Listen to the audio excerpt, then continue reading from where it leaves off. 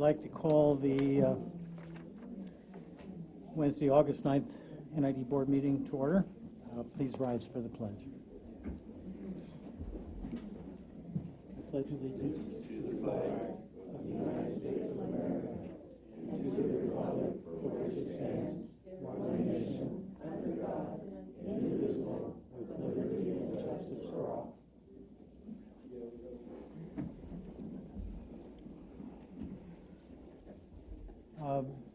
Before we proceed to public comment,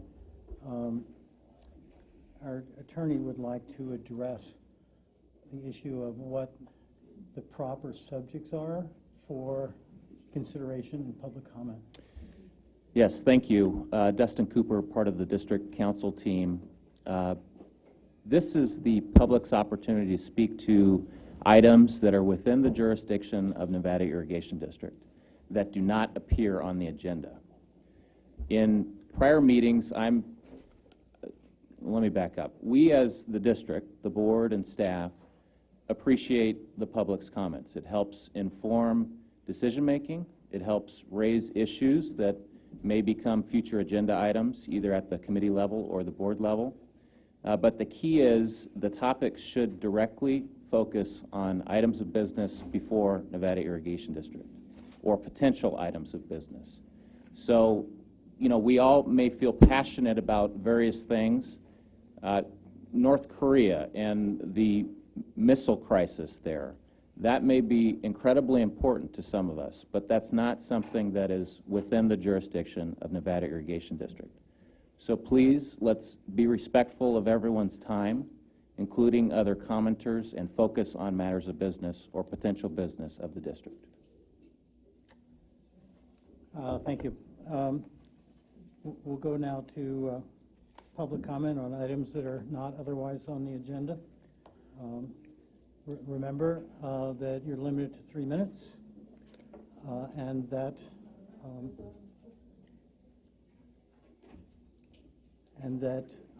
please be reminded that the Brown Act does not permit board members to respond to items that are raised in public comment. Chair Wilcox, board, staff, everybody have a good breakfast this morning? Fair? Good, all right. Smiles all the way around. I'm going to start off with something that State your name.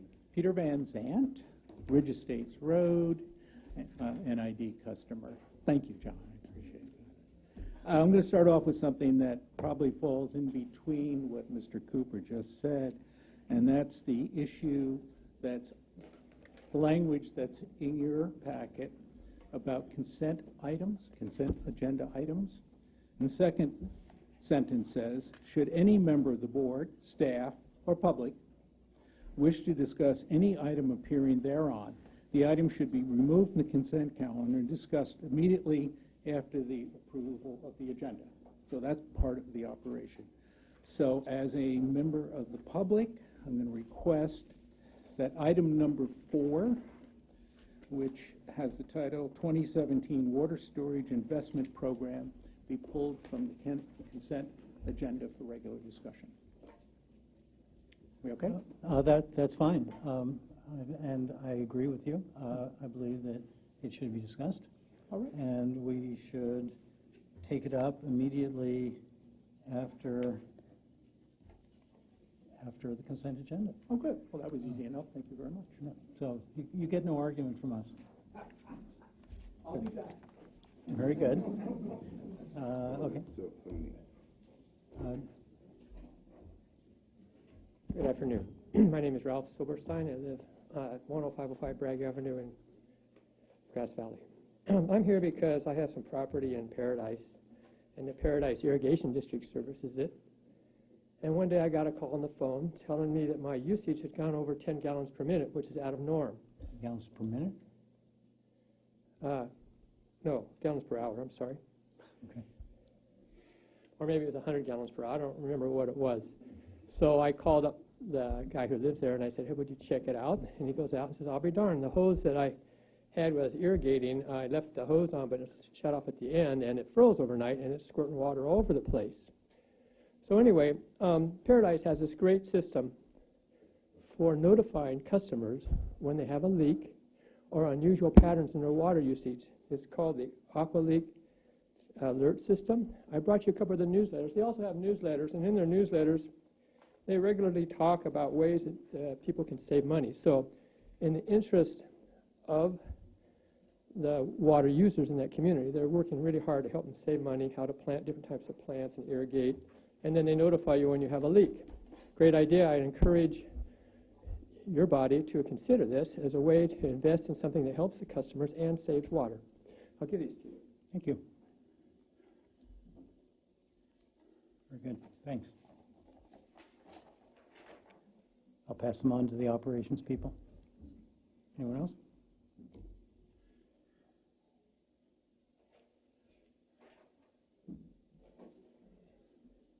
I'd like to invite people to join me in the Pledge of Allegiance to the Earth, and I do believe that this is within the jurisdiction of the NID, because I feel that the river and its community is not being duly taken into account. And what would take it into account would be a reverence for the earth and everything in it and on it. So anyone who'd like to join me, I pledge allegiance to the earth and all the life it supports, one planet in our care, irreplaceable, with sustenance and respect for all. Now I brought the bear, who is one of two, he's a twin, and they appeared in the 4th of July parade. Our float, which was no dam on the bear, got 3rd place out of 60 entries, and there was huge community support in both Grass Valley and Colfax. And just one more thing, I'm wearing a Turkish bracelet of protection. This bead is the eye of protection, and I think it's unconscionable that a community and its natural resources should have to seek to be protected from its public servants.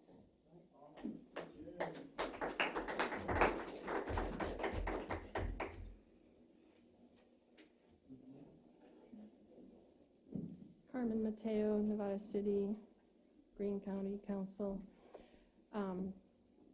So other than the humongous support that we had at the 4th of July parade, it was unbelievable. We also went to the river and talked to everyone we found there.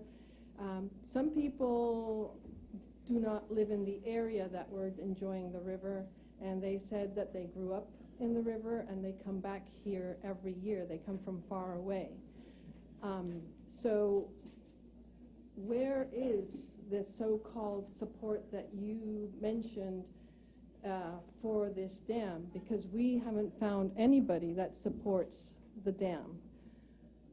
And hearing also that part of the plan is to send half of that water to Southern California is not something conscionable for us to let go of what little we have left of this river, which is beautiful and very a beautiful place to enjoy. There's also people talking about, like, why is NID spending money on buying property when this decision has not even been voted on? Yes. Thank you. Yeah.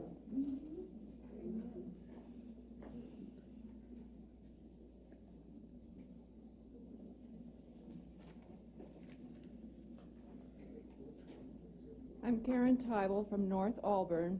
I am on the NID system. I just have two questions. Who will benefit from the Centennial Dam, and who will pay for it? Thank you.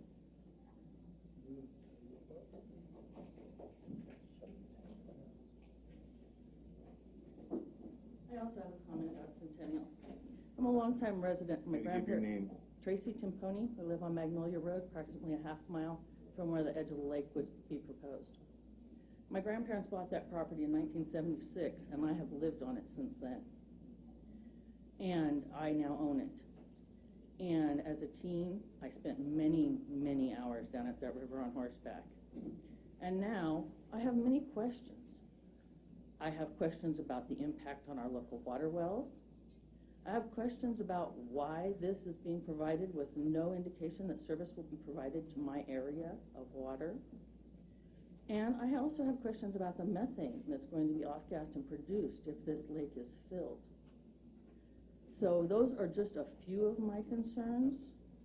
And in my opinion, if this lake is approved and goes in, I will be one of the people moving out of there because I do not want the noise, I do not want the traffic, and I do not want more people pulled into that area.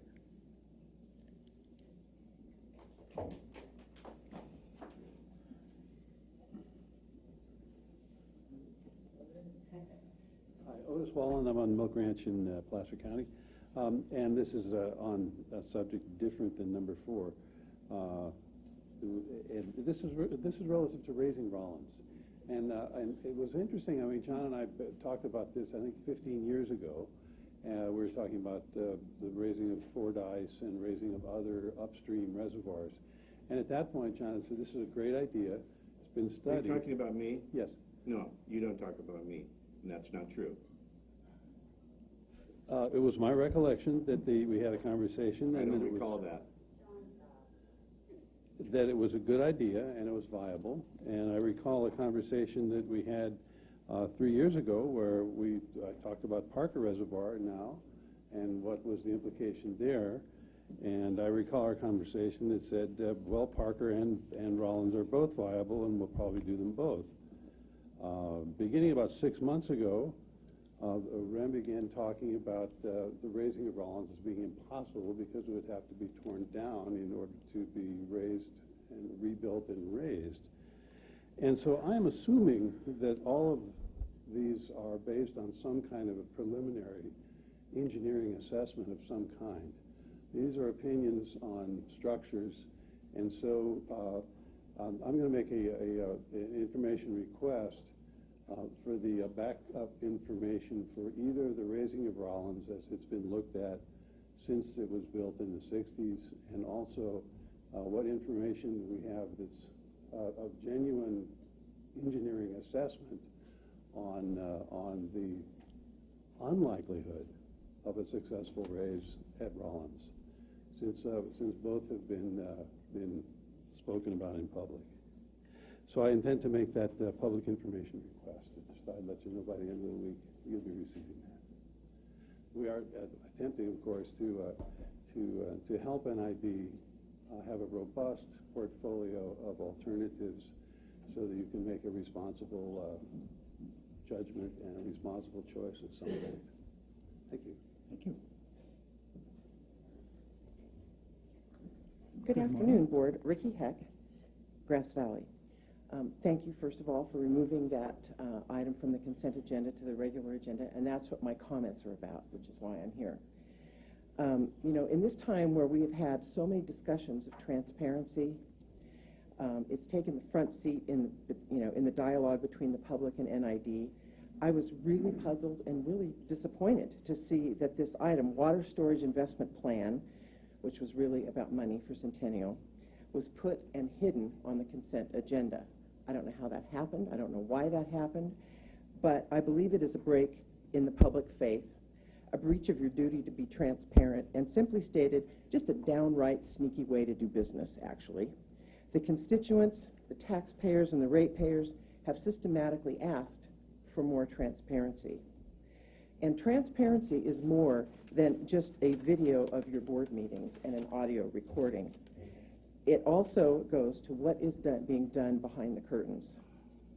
By this attempt to disguise the funding request for Centennial, it appears that this is an attempt to deceive the people served by your district. You cannot ask for trust one day and violate the public trust the next. Thank you.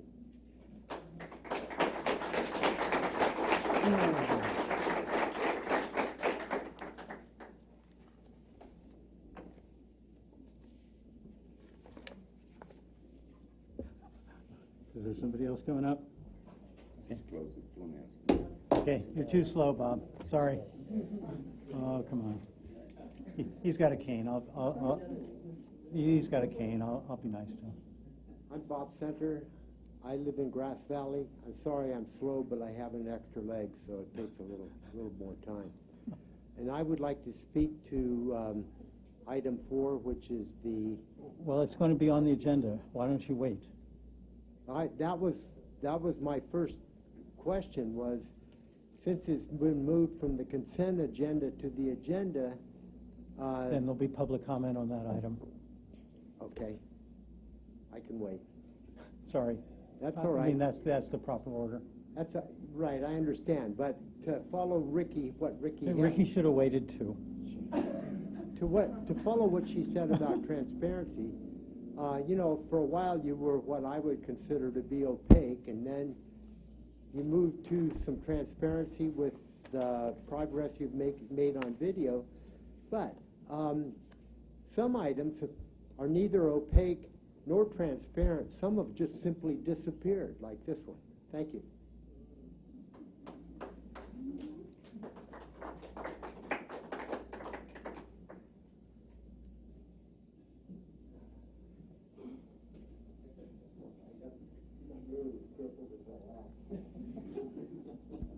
My name is Connie Allward. I live in Meta Vista. I'm a member of the Municipal Advisory Council of Meta Vista.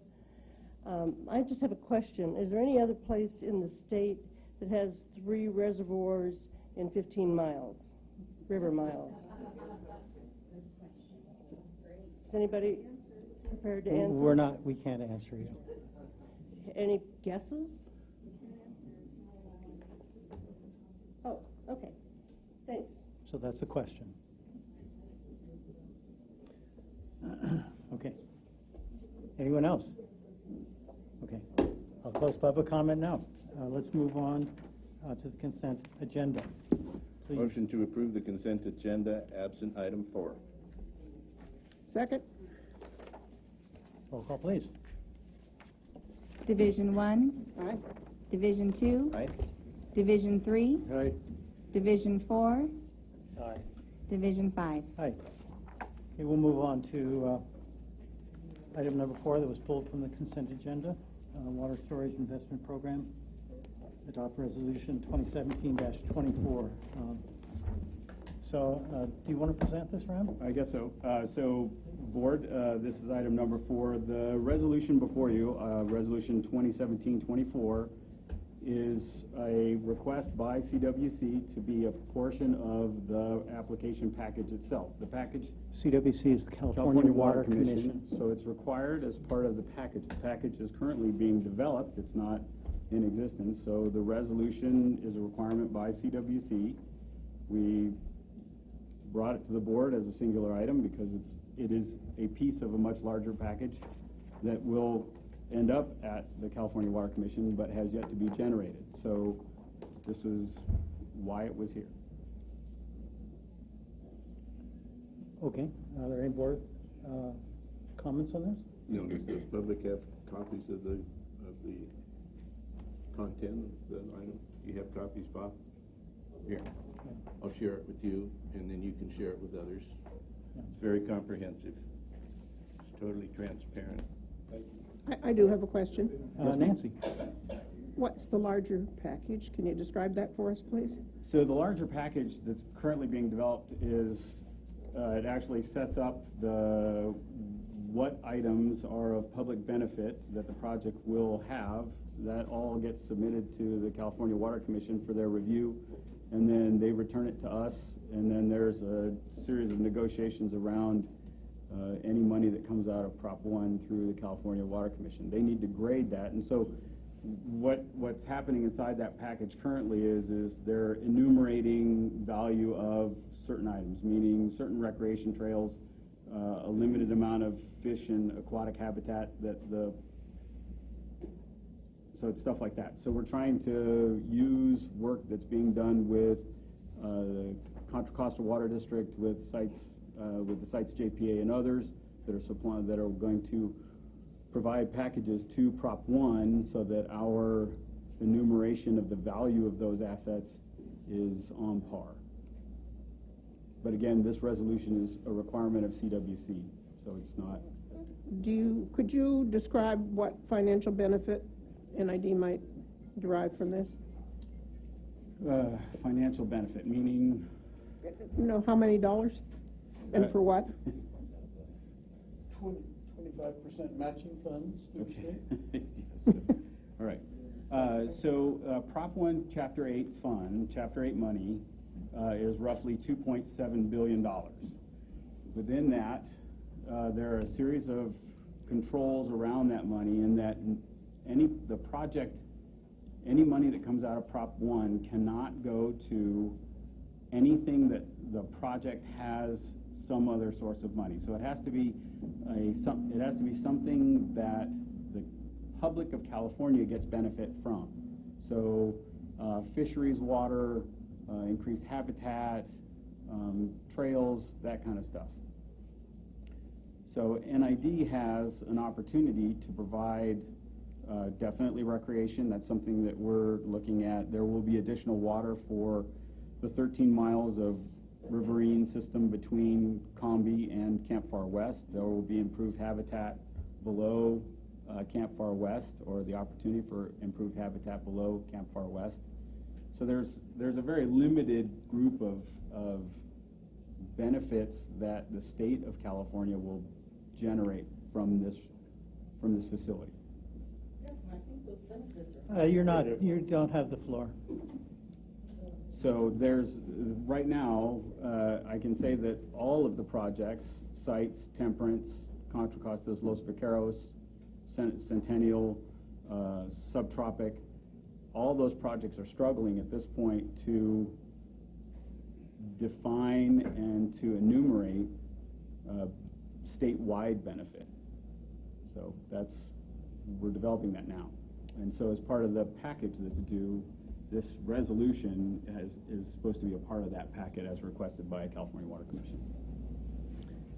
It's my understanding that this resolution is simply a placeholder, that there's a deadline that is coming up soon, before which you need to have these resolutions in if you want to stay in the mix, correct, so to speak, and that this is very far removed from an actual grant of funds, and that whether or not we were to be granted funds, then we would have a decision on whether or not we would wish to accept such funds. That is correct. And that's a decision that is down the road some ways. Yes, sir. So I have another question. So this is just a second, Nancy. So this is kind of an administrative action at this time. Correct. Nancy. Sorry. So what commitments do we need to make in this application? Are there commitments, and what are they? No, ma'am. We're making no commitments. We're just putting in the application. Thank you. Okay. Public comment on this item. Yes. Tracy Timponi, Magnolia Road again.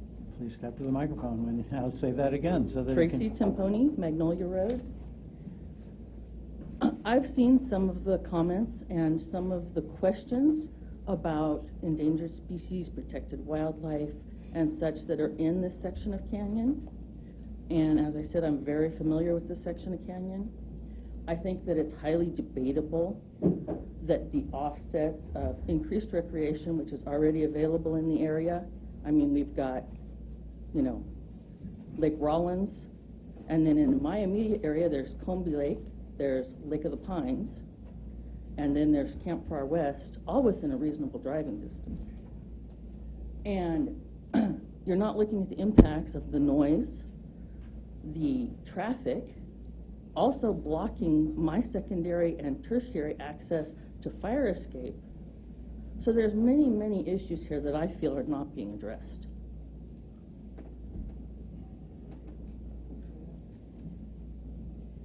Good afternoon again. Peter Van Zant, Ridge Estates Road. I was just handed this after listening to the answer to Nancy's question about what is this, and I heard the term placeholder and no commitment. This is an article that one of our team downloaded, It's called the Wafer Water Storage Investment Program Concept Paper Form. And it's a list of project called Centennial Reservoir Project. Estimated cost $300 million. Funding request $100 million. So I think that's more than just a placeholder. And what went along with this is apparently, and I may be wrong on this, but apparently this is the list of projects that are being included in this larger request. And as you can imagine, the highlighted part is Nevada Irrigation District, Centennial Reservoir Project, Public Agency, Local Regional Surface Storage, $300 million, and then $100 million being requested. So this is not a placeholder, apparently, to just look and see, or maybe something will happen. This is a request. This is a project description, not a detailed one, of course, but it's a project description that's included in a larger package. So I hope board members will discuss this aspect of it. It's troublesome. Thank you. Okay. Would you like to respond to that, We Ron? want to do them on a one-to-one? We can. Yeah. I'm sorry. Okay. Yeah. So board, We'd like to provide a response to that. So what Ms. Van Zandt is referring to is when CWC got the initial Chapter 8 funding, they sent out a request for potential projects. And that was just to get a lay of the land to see how many projects were out there, what their believed funding commitment would be, just to try to figure out how big or small that group was. And that's that information that he has. That is absolutely preliminary and is not being used by CWC for the grant program at this time. Okay. Says I'm sorry. Says CWC on here, and this is a list of projects. So I'm not sure how it's not included if it's written up and been submitted. So I'm still in mystery about this, but thank you.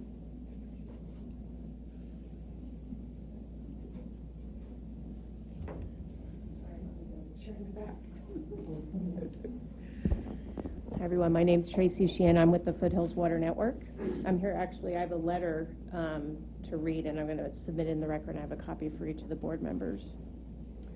And this is to the board.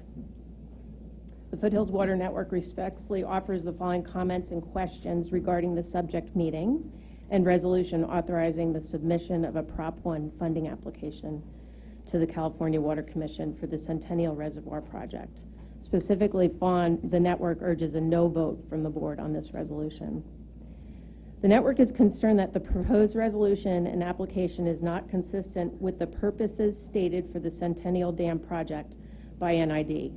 And that stated project purpose is, quote, to provide drought and climate change mitigation, meet projected future water supply needs, and improve water supply reliability for NID's customers, end quote, for NID's customers.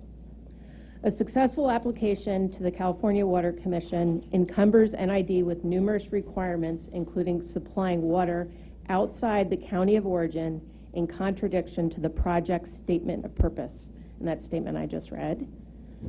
The network is alarmed and concerned that this is a significant change of direction for the Centennial Dam project, and yet NID has not provided any information or time for the public to consider the action given the application is due to the Commission in 2 business days on Monday.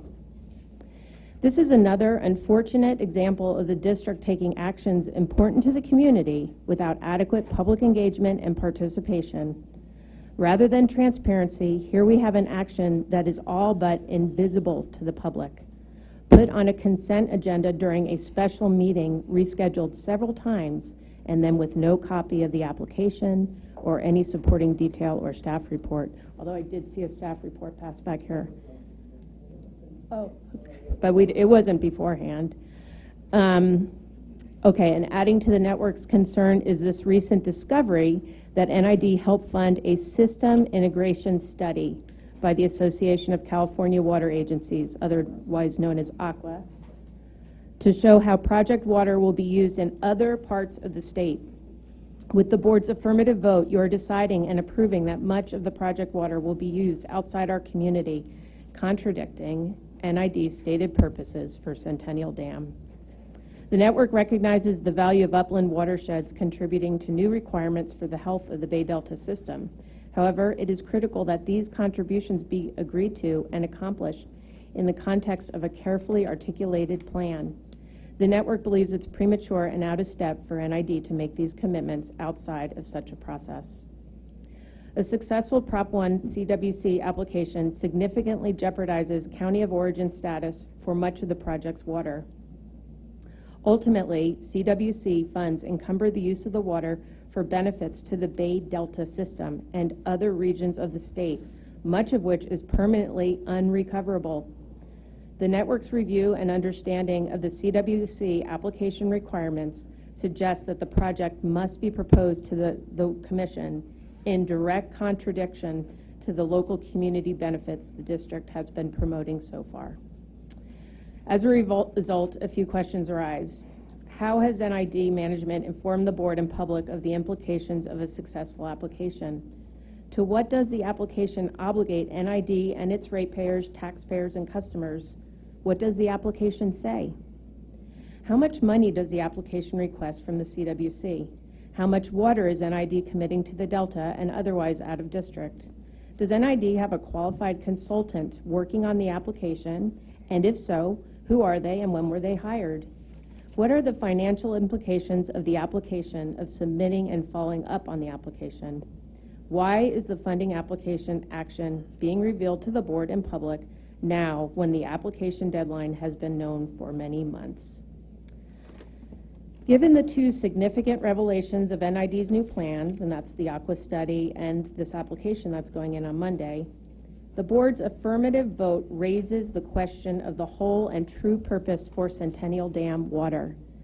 If the application is successful, NID will have substantially less water than stated and planned by NID to justify the project risk, expense, and impacts. In addition, NID could permanently jeopardize county of origin status for significant amounts of project water, also limiting the community's ability to address its uncertain water future with viable alternatives. And so that is the end, and I will give you each a copy of it. Thank you.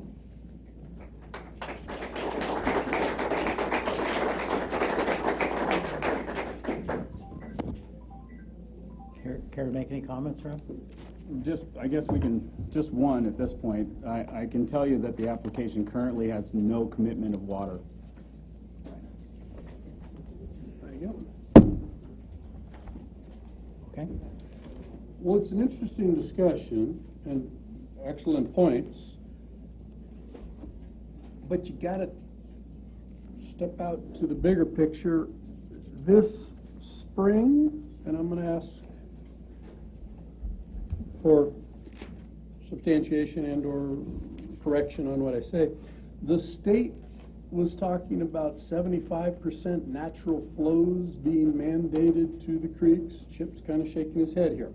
My point being, yeah, your points are well taken, but what happens if we don't use it, the water? They're going to come take it anyway, the state.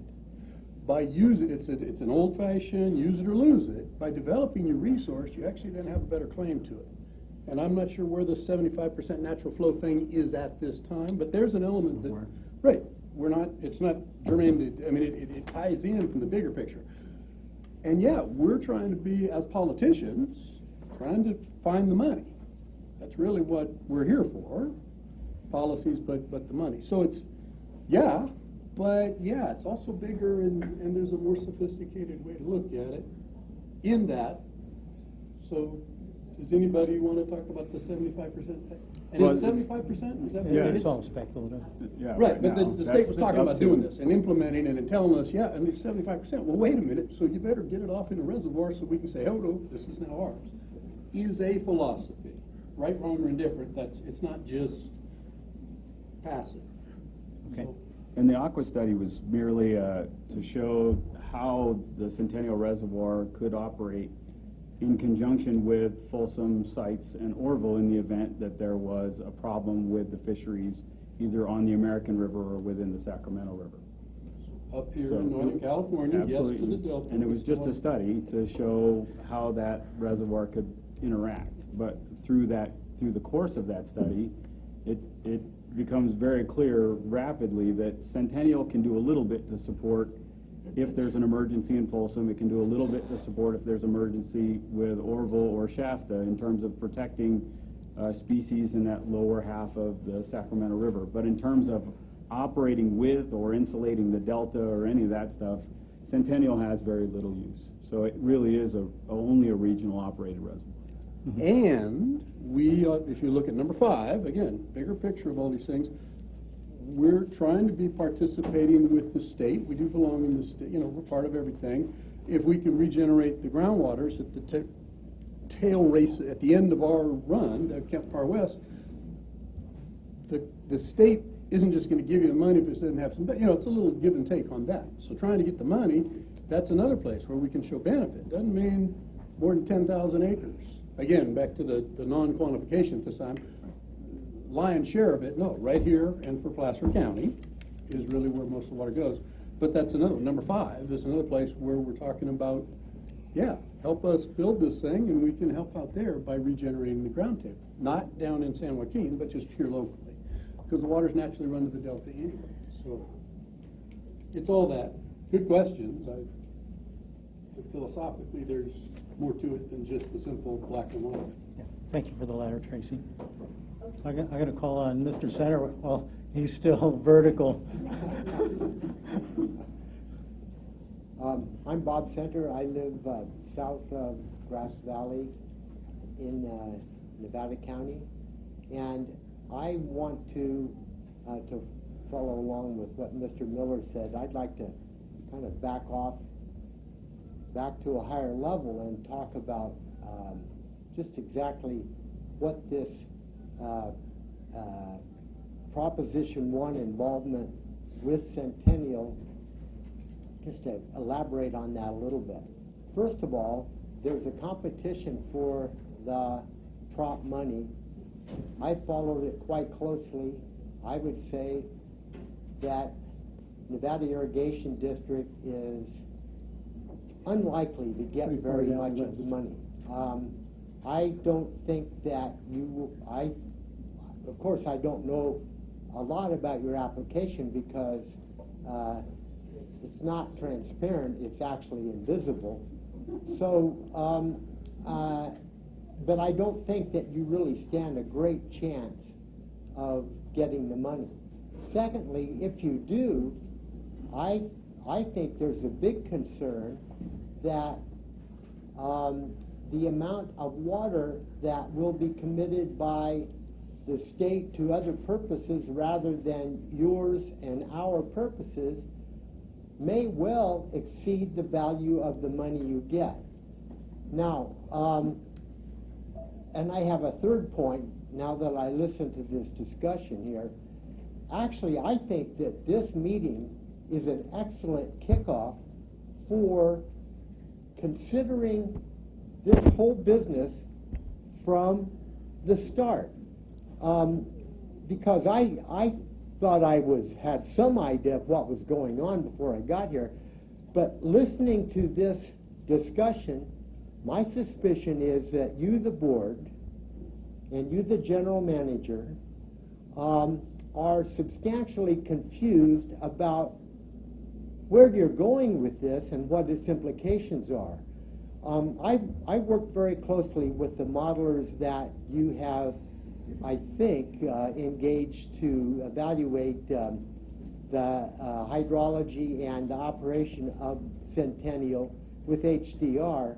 And my question for you, among many others that I think can be answered, given that this is the starting point of the evaluation of this project, or at least the part of the evaluation of getting the money from Prop 1 and the California Water Commission for Centennial, I think today starts that evaluation. One question I would ask is, are all of these other possible uses for the water, are they to be included in the model that I assume that HDR will build for you? And will you do a quantitative assessment of what the impact is going to be to the obligations that sooner or later you're going to have to make for whatever money you get? So thank you. I look forward to working with you on this evaluation as it proceeds forward, because, I'll state this again, I think it's nowhere now, because with all due respect, I don't think you folks understand this issue. Just to reaffirm,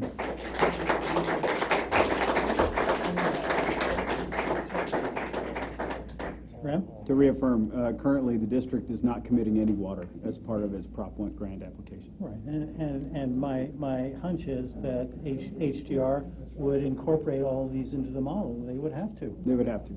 Right, obviously, so that's the answer to your question. Obviously, these have to be incorporated in a operations model of the system, because that's how you, in the end, figure out whether or not it pencils out.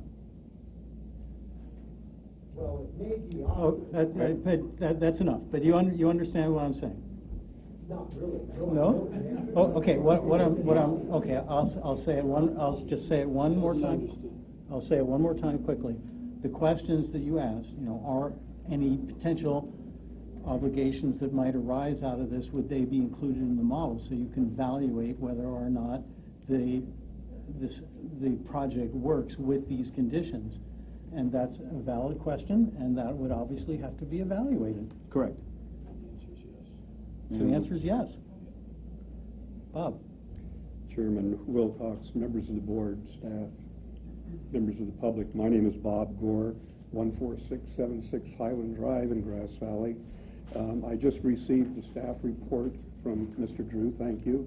I'm wondering whether the other people in this room have access to this. Does everyone have access to this? They all have access. They could have all looked it up before they came. Oh, okay. I haven't actually seen a staff report on this, but you're right. But we will post the staff report. I'm going to make a motion at this time that we defer any further action on item number 4 until such time as all of this information is available to all of the folks, whether it's online or in printed form, and then let's re-agendize this, because I don't see any criticality in the timing on this. I think it can... Our deadline is the 14th, Director Drew? Yeah, it's 2 days. Say again. Our deadline is the 14th. There is a... Okay, it just so happens that I happen to be talking. Unbelievable, isn't it? Okay, given that information, is it possible for this information to be duplicated now and distributed to the audience so that they'll have an opportunity to read it? Let's take this item back up on the agenda at a time later on when all of this can be reviewed today by the audience today, so that we can make the deadline. Okay? That sounds fair. Would the copy of the agreement that you're going to sign be available also? No, we don't have the agreement. You don't have the agreement. California that you're Water gonna Commission sign has the agreement. on Monday. This is just the resolution. Just the resolution, Bob. This is it. Chris, can we give this to somebody so that they can make copies? Sure. I don't know. Bob, what do you have? Oh, this is the resolution. This is the staff report that I was given by Mr. Drew. That's, must be for another item, sir, because this, all we have in this item is a resolution. There isn't an agenda packet. This is a later agenda item. Number 5? A later Service agenda. rules and So regulations. it was a different item. I'm sorry, Bob, that would be my That's mistake. item 3 on consent. It's already been voted and approved. Had to do with mutual waters. This I'm is sorry. all. I'm sorry, Bob. Yes, sir. Is there a staff report for the item we're discussing now? No, it's just the The resolution. resolution. Do you have a copy of the resolution? I do have a copy of the resolution. It's online? Yes. Okay, and you've had an opportunity to read that? And Bob, you have a copy of the resolution? I just got back into town, though. I've been out of town. All right, I'm sorry for the confusion. I pulled it out of the slot, and I thought it was a component, so continue. I'll just quickly read the language in the resolution. Whereas the Board of Directors of NID approved that an application be made to the California Water Commission to obtain 2017 Water Storage Investment Program funding pursuant to Title 23 agreement to receive funding for the Centennial Reservoir. Now therefore be it resolved, the General Manager of Nevada Irrigation District or designee is hereby authorized and directed to prepare the necessary data, conduct investigations, file such application, execute a funding agreement, and any amendments thereto, and sign invoices with CWC. So that's the sum total of the resolution. And so that's the item before us. And as I said previously, this is truly just a placeholder. This does not commit us or obligate us to anything. And I said earlier, I think that we have, and Tracy's comments and the letters in the Foothill Water Network letter are well taken. We have to think long and hard whether or not this is a direction we need to go. But that's not the decision today. Diana Suarez, Colfax, California. Hello to the NID board, the virtual audience, and everyone here. The question before the NID board is whether to spend even more ratepayer and taxpayer money on the preparation of an application for your billion-dollar dam proposal without looking at the pools of money available under Proposition 1 for other opportunities, including groundwater storage and meadow restoration. NID's application under the Water Storage Investment Program is problematic in multiple ways. Meanwhile, there is another pool of money under Proposition 1 called Integrated Regional Water Management Funding. This funding is intended to improve regional water self-reliance security and adapt to the effects on water supply arising out of climate change. Sounds a lot like the stated purpose and need for the proposed Centennial EIR. Some of this funding is targeted specifically for our region, consisting of the mountain counties from below Lassen to Fresno, a small area of competition. The project applications are due at the same time as the one up for board consideration today. Yet NID has not pursued an application under this category. The criteria for eligible projects includes projects designed to promote and practice integrated regional water management to ensure sustainable water uses, reliable water supplies, better water quality, environmental stewardship, efficient urban development, protection of agriculture, and a strong economy. Why has NID neglected this opportunity for funding and failed to develop projects that meet these criteria? Another pool of money available under Proposition 1 is for groundwater improvement projects. Many in our area are concerned more about diminished groundwater than another reservoir.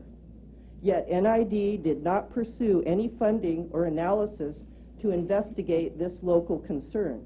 In light of the new direction provided by the Sustainable Groundwater Management Act, a change of course is in order. Take the time to reconsider, and please vote no on this resolution. You're giving an awful lot of power to one guy. It is time to focus on other alternatives and avoid this rush to the last resort. The dam is supposed to be the last resort, not the first. Pause, take a deep breath, and employ the patience and wisdom that you were elected to this board to use for a thoughtful, informed, and measured approach to water management. Our communities deserve nothing less.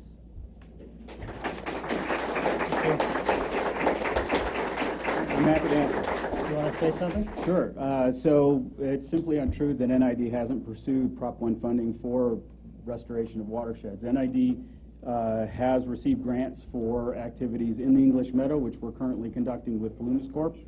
That was a S&C grant that came through Prop 1. We're also on a Prop 1 grant to do watershed activities, 82 acres, at Scotts Flat, where we went in, we did brush line work, brought that watershed back into compliance. With regard to watershed studies, NID actually conducted a really thorough groundwater study with USGS in the early 1980s and 1982. We did truly groundbreaking work in the area to the west of Highway 49 and south of Highway 20 to look at that aquifer that we thought was there, which is not, and to look at the band of water that's available to that community. And we're very active in that. Also, I would also point out that NID has recently really changed course in its approach towards groundwater and towards participation in the North American Subbasin by joining the GSA, the West Placer GSA. We are now part of that group. We're actively working to protect the aquifer that is marginally within our boundary down in the Placer area, and we recognize that that's important to us, and so we're in those places. And I guess the last piece of that is NID has been very active with CABI, the Cosumnes American Bear Yuba River Irwimp. We have worked extraordinarily hard to maintain the Irwimp and to update that Irwimp and to maintain its viability with DWR. And so we also were instrumental in getting that Mountain Counties money inside of Prop 1. That money currently is being utilized to do the disadvantaged communities research. That's about $1.3 million currently that will feed into the remaining 10 million or so. And our work with Placer County, El Dorado County, and El Dorado Irrigation District has been really kind of the glue that has kept the NGOs together and kept that Irwimp alive. And we're really focused on making sure that not only the Mountain Counties money that's designated for our community comes to the Mountain Counties, but also to make sure that we work with DWR and the other funding partners to bring Prop 1 monies to the community. Good afternoon, and thank you everybody for showing up. I think it's great that we have these public My discussions. name is? And my name is John Marlowe, and I have I'd like to start with a question, and then I'll go into why I'm asking the question. And the question is, if you were unable to sell water outside of our district, would you build Centennial Dam? And the reason that I'm asking this question is because I've done a bit of an investigation following the numbers, and it seems that the numbers really reflect an interest in selling our water, our river, the Bear River, selling it outside of our district. The dam will hold 110,000 acre feet. You've requested twice that amount to be removed, 210, I believe, or somewhere around there. So twice that amount of water is going to be removed. And on your website, you have projections of looking down into the future, looking at perceived need in 2050, and I applaud that. That's great. But if you follow those numbers, it's only 1/10 of the money. It's only 1/10 of the water that you'll actually be removing by getting this grant for all this water. Something like 7.2 billion gallons of water, and really the need, your perceived need for the development of Lincoln within the district is only 1/10 of all of that. I've also heard from NID that it seems that they would not go ahead with the dam if it was going to be impossible, simply because it seems impossible to finance within our district. So it seems that we're going ahead with this project to finance it by outside investors taking our rivers, and so it's not something that it's going to be benefiting Nevada County by and large. Sure, there are a few that will benefit, but it really seems that most of the water is going to be going down not only to Lincoln, but the surrounding areas. We've talked about selling water. I've heard as far south as San Diego, you've mentioned. I'm not sure. That's just a rumor. Okay, so, but anyways, you know, California, we do need water, surely, and we do need, you know, it's an interesting discussion. You know, are we approaching this problem as a Californian or as a Nevada County resident? So we do have a discussion. You know, it's a question. But I have a film that I made. Has everyone in the room seen this film, Voice of the Bear River? No. Okay. You can distribute that out in the okay, so we'll distribute afterwards. it. May I distribute it to all of you, though? Because I actually made the film for you all. I've seen it. You've seen it? Okay, well, you didn't raise your hand. So anyways, so the film, it's an investigation into the many different facets of the dam And so my question to you all is, if we were unable to sell the water out of our district, would you build the dam? Thanks. Yes.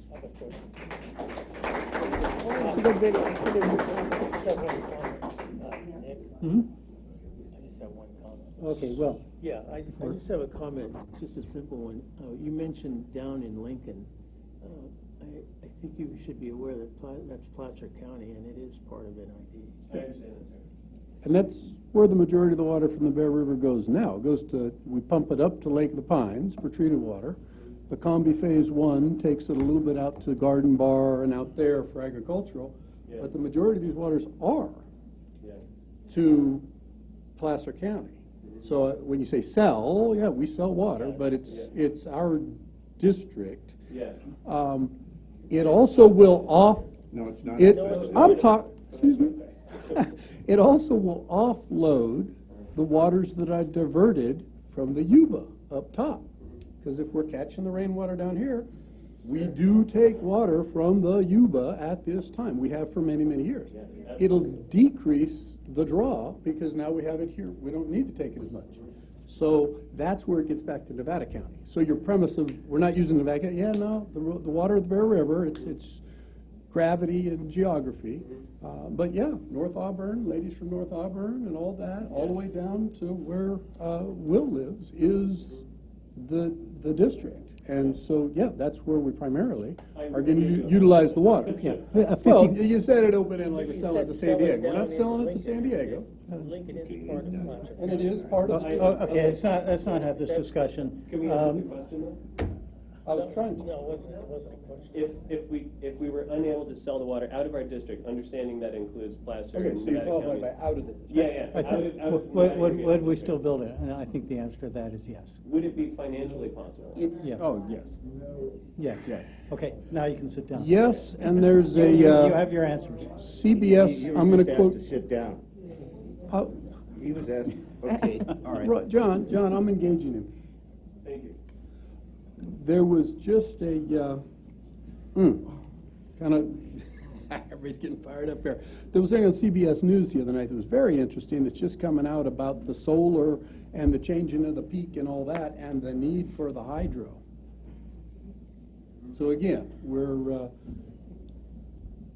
it's not just water sales. It's everything. Yeah. So, But I think you have the answer to your questions. the answer would be, yeah, we still have projections that we're Yes going and to yes. not have enough here. Ren? There's no snow melt. We'd like to help the other side, which is the Yuba, so we probably, yes. Ren? None of our planning documents at this time is selling water outside the district, Right. other than to South Sutter Irrigation District.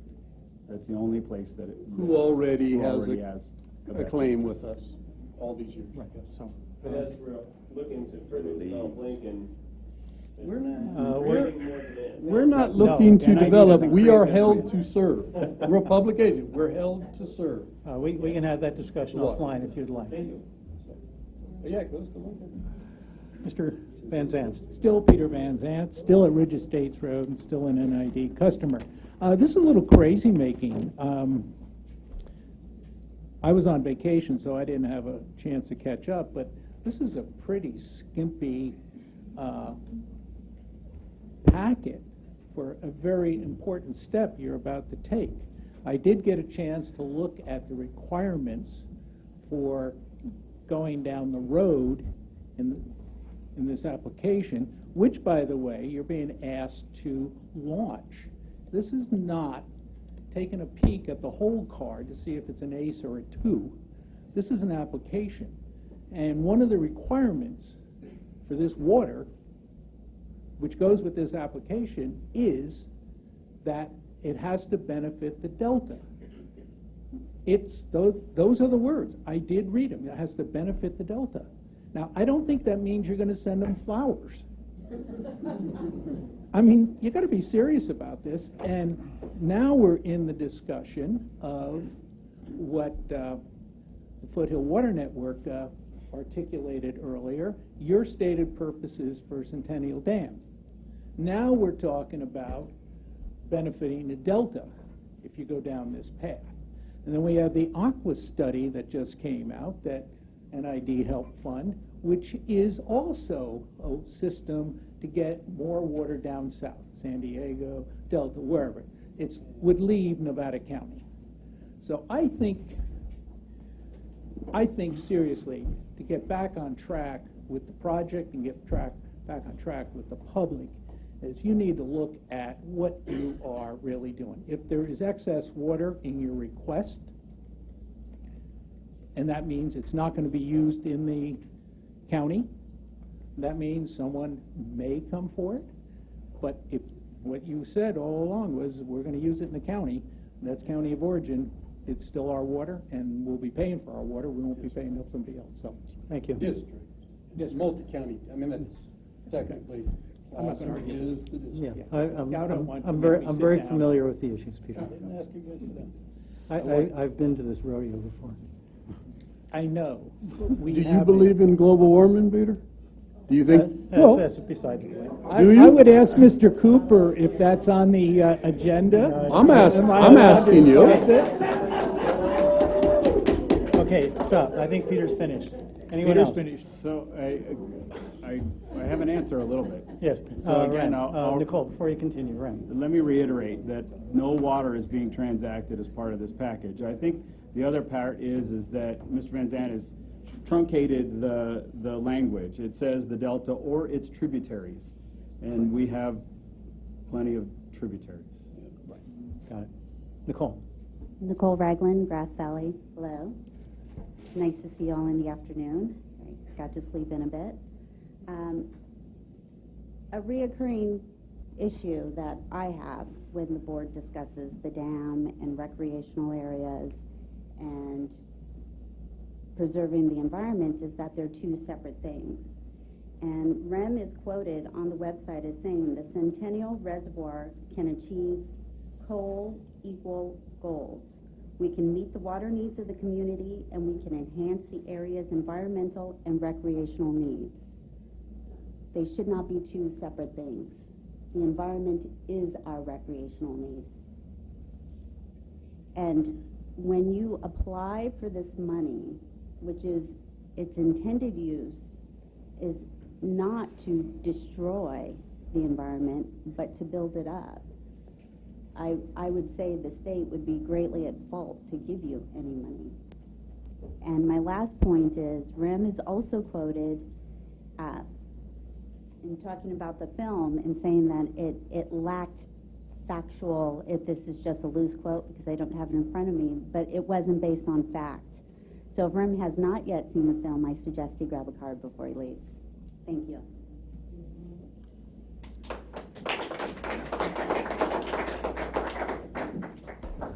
Again, Otis Wallen, Milk Ranch Road over in Placer County. Looking at the two issues, the WSIP project proposal, what DWR requires of you on August 14th, when you submit your project proposal, is project authorization by the governing body with jurisdiction. It's clear to me that you as a board have not read the proposal. It has not been vetted as far as how it affects your policies. You have a strict policy of not selling or still transferring water out of the district. This very likely could end up in a transfer of water to Delta. I attended in the fall of 2016 a day-long water or a CWC workshop on Prop 1 that was held in Auburn. And I was surprised to see no one from NID there. At that point, these are very complicated things. I'm assuming you have a consultant doing this. When did you consider and have the dialogue as a board about what direction you were giving to your consultant? What direction were you giving to your management about what are the parameters for all of this? There was a time for that. It was probably a year ago. With regard to the aqua study, it clearly says that the integration of Centennial in the section on Centennial, which had to be, since you co-funded this, it had to be done with the acknowledgement and approval of your staff. And it says that it can be available for Delta export. That's about selling water to Southern California. Look at the words in the Aqua study. When would this dialogue about water sales out of district into Southern California, when would this happen? You had to pay MBK or Aqua or a subcontractor of some other subcontractor. You know, a web search of that Aqua study first shows up on a slide that was given at Los Vaqueros that said that in March of 2016, NID had committed to be a co-funder of the study.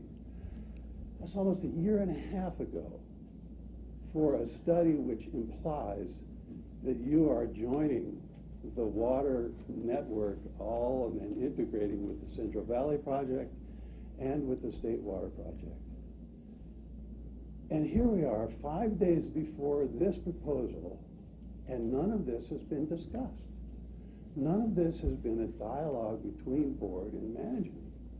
I mean, I hate to keep reminding that I did spend a couple of decades on the PCWA board, and I spent 2 decades working to get that agency to bring things to light early and often, to announce your behavior before you do it.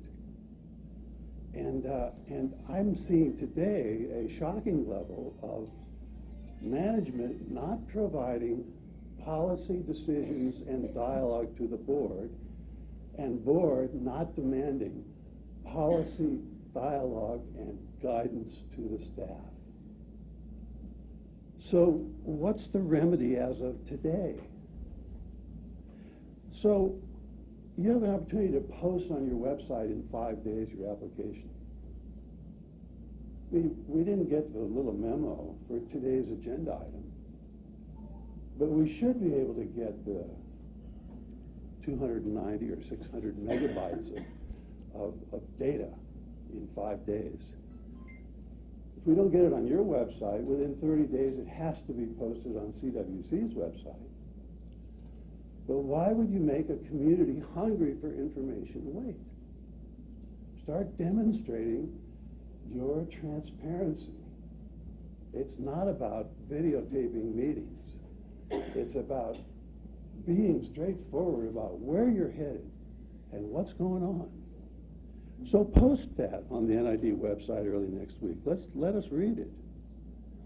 You know, I mean, I attended those workshops on Prop 1. And if you're taking the unallocated Can you water, try and wrap it up, Otis, please? Yeah. Thanks. If you're taking unallocated water out of the Bear River, out of the Delta, they're going to demand you put water back. So the second piece is I think I'll make also a public document request if there was any public information about who you hired as consultants to these MBK, HDR to help you, or if there was any other information about this in previous board meetings or agendas or background material or public announcements or whatever. Thanks.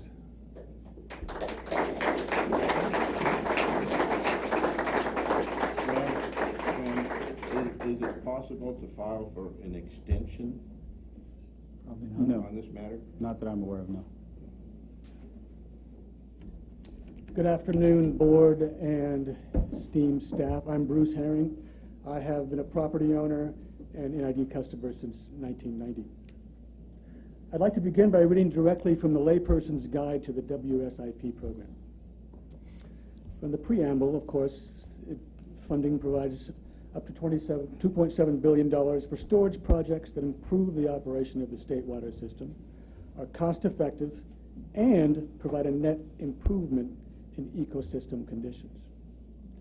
Article 1, Section 6000 states that this program declares that the will of Californians that funding provide more reliable water supplies, restoration of important species and habitat, and more resilient and sustainably managed water infrastructure. Section 6006 says a project must not adversely affect the free-flowing character of any river afforded protection pursuant to the California Wild and Scenic Rivers Act. Section 6007 says ecosystem priorities include increased delta outflow and restoration of groundwater and surface water interconnection, and the enhancement of groundwater conditions to improve the quantity and quality of riparian habitat for aquatic and terrestrial species. Section 6009, that applications will be scored based on 4 criteria: public cost-benefit ratio, relative environmental value, water quality, resiliency, and risk. So I submit that if you proceed with this application, you are not only stating something contrary to your original justification for Centennial in the first place, but I think you are working contrary to the very intention of the WSIP. I also suggest that you will score quite badly on several of these categories: cost effectiveness, resiliency, increased environmental value. That is a net loss, since you are actually destroying a great deal of ecosystem and habitat. Further, if Centennial actually does come into existence, it may be possible that the operations of the reservoir could in some years be in violation not only of the Wild and Scenic Act, but FERC relicensing. And so I'm just wondering, wouldn't NID and all our constituents have been better served by an application for something like a conjunctive groundwater replenishment and restoration project? And I understand that may be possible in the Lincoln area, and I'm also just an application such as that would cost less. There'd be no controversy. It'd probably be approved through all these processes we're going through quite easier. And I don't know. So it seems to me that my suggestion is, in fact, it could almost be made into a motion. And by the way, on a point of order, it is altogether improper for the clerk of the board to unilaterally change an agenda item from consent and bring it out into a regular public discourse. That requires a motion, a second, and a vote of the full board. So here's my motion. I move that A, you reject this application completely and vote against the resolution, and B, you instruct the staff to look into a conjunctive groundwater replenishment project. Thank you.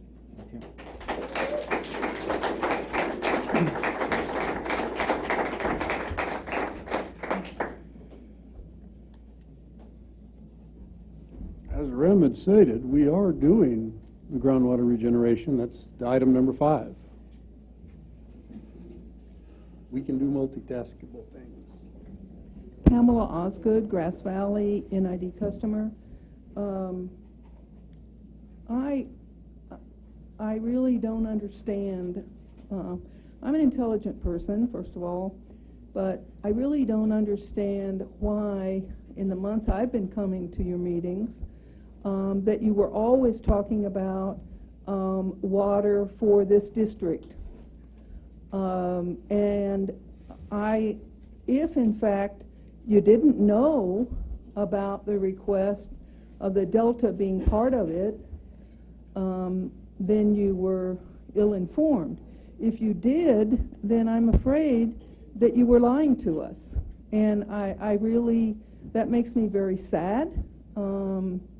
Makes me very sad. I understand when you were saying you were quoting, execute a funding agreement, and yet you're telling us that you aren't making any agreement about funding.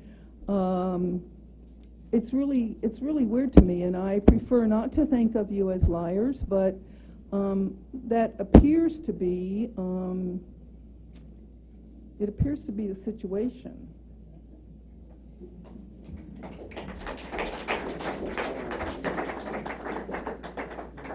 Hi, Hi, Teresa Huck, Grass Valley, Squirrel Creek, and I just want to say I echo that. I'm intelligent enough to know that something does not feel right to me as a customer. None of this makes sense to me. And I hear what you're saying, I hear what everyone else is saying, and something is not right. And I just wanted to state that as an NID customer, I am very against this application. Thank you.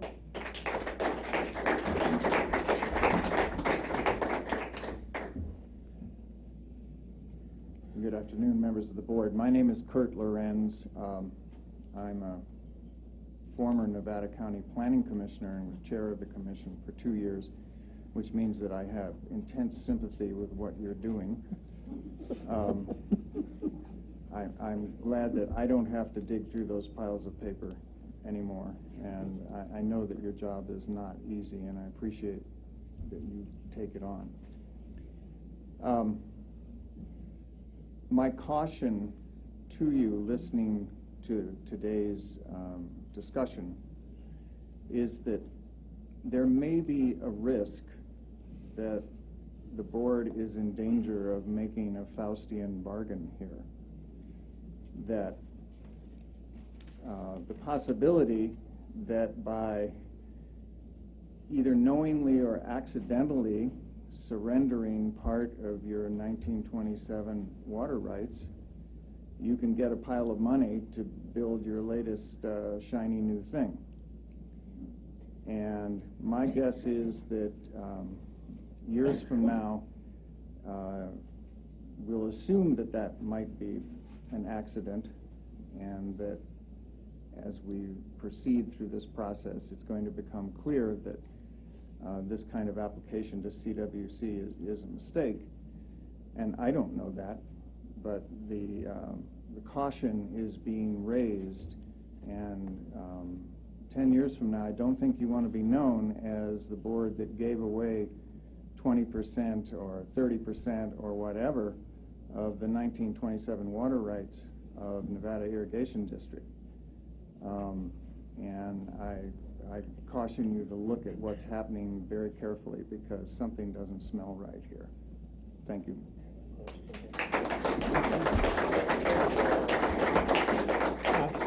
Can you hold up 1 second, sir? Of course. Yeah, I'd like to ask Rem or Dustin, what are the chances of us approving this resolution of surrendering our 1927 water rights? None. The application gives up no water at this time and does not surrender the 27 water right. Yeah, they're unrelated. So the answer is zero? Zero. Sid. My name is Sid Brown, and I live in Nevada City. I am curious and concerned about this agenda item and the application process and the absence of information relating to it. I've gone to the California Water Commission website. I've noted the application open period as March 14th of 2017, and that the application period being closed August 14th of 2017. So this is not a surprise. This is not new. I went through the application website, the checklist, the information that is required, and it just seems to me there's enough information here on eligibility, project description, project benefits, ecological and ecosystem benefits, that information should be not absent. And I'm sure it exists. I'm sure there must be a draft application somewhere. And that information to me is very critical for the public to understand and be advised about. So the resolution is very clear, very simple. There has to be more material behind it. As I look at the application, there are commitments and information that is being revealed, and that's exactly what we are here to try to find out. I'm not taking a position one way or another, but I believe that it's very premature for the board to commit to an application they've not seen.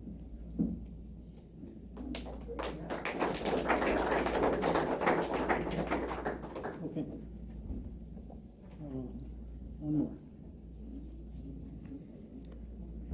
As often happens at NID board meetings, I'm learning a lot today.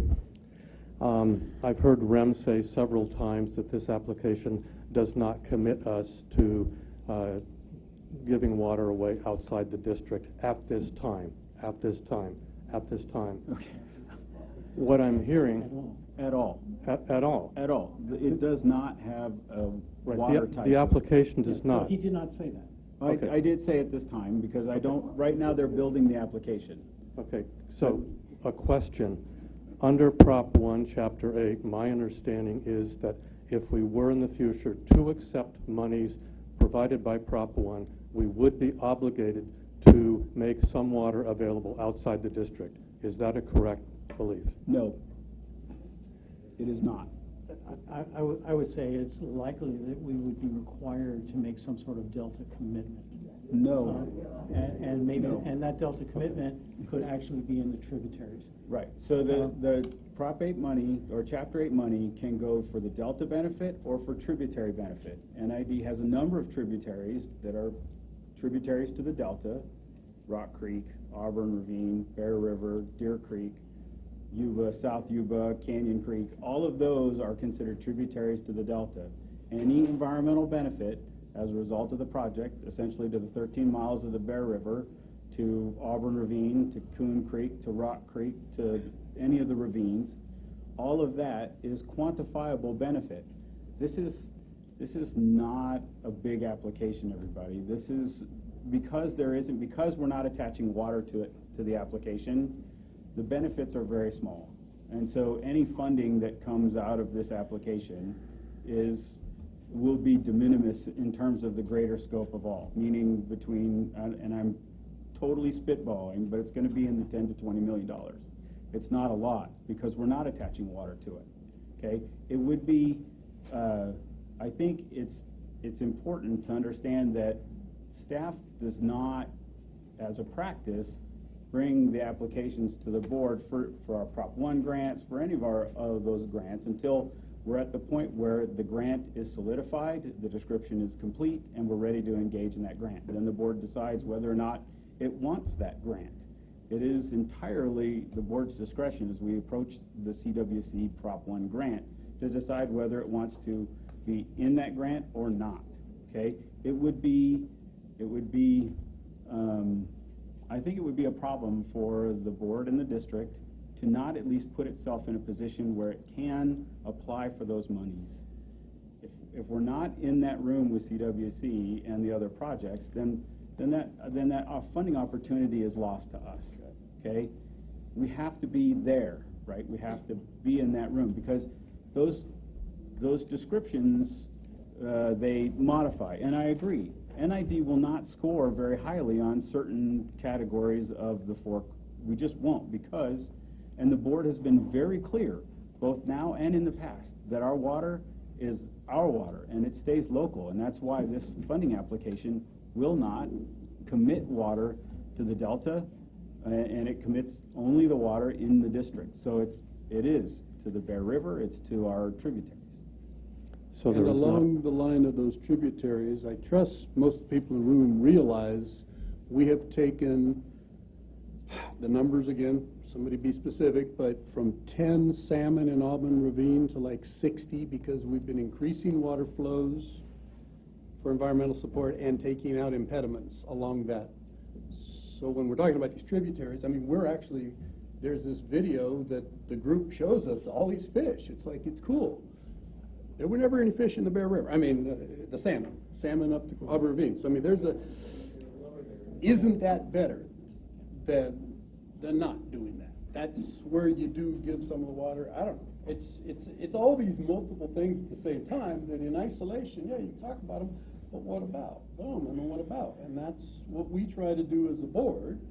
And I think part of the concern everybody has is we're dealing with the state, and they don't make it intuitive or whatever everybody's concerned. You know, the term line is a harsh term. I don't know that it's applicable here. I think you look weird because you're trying to jump through the hoop that the state puts out, and it makes it look like whatever.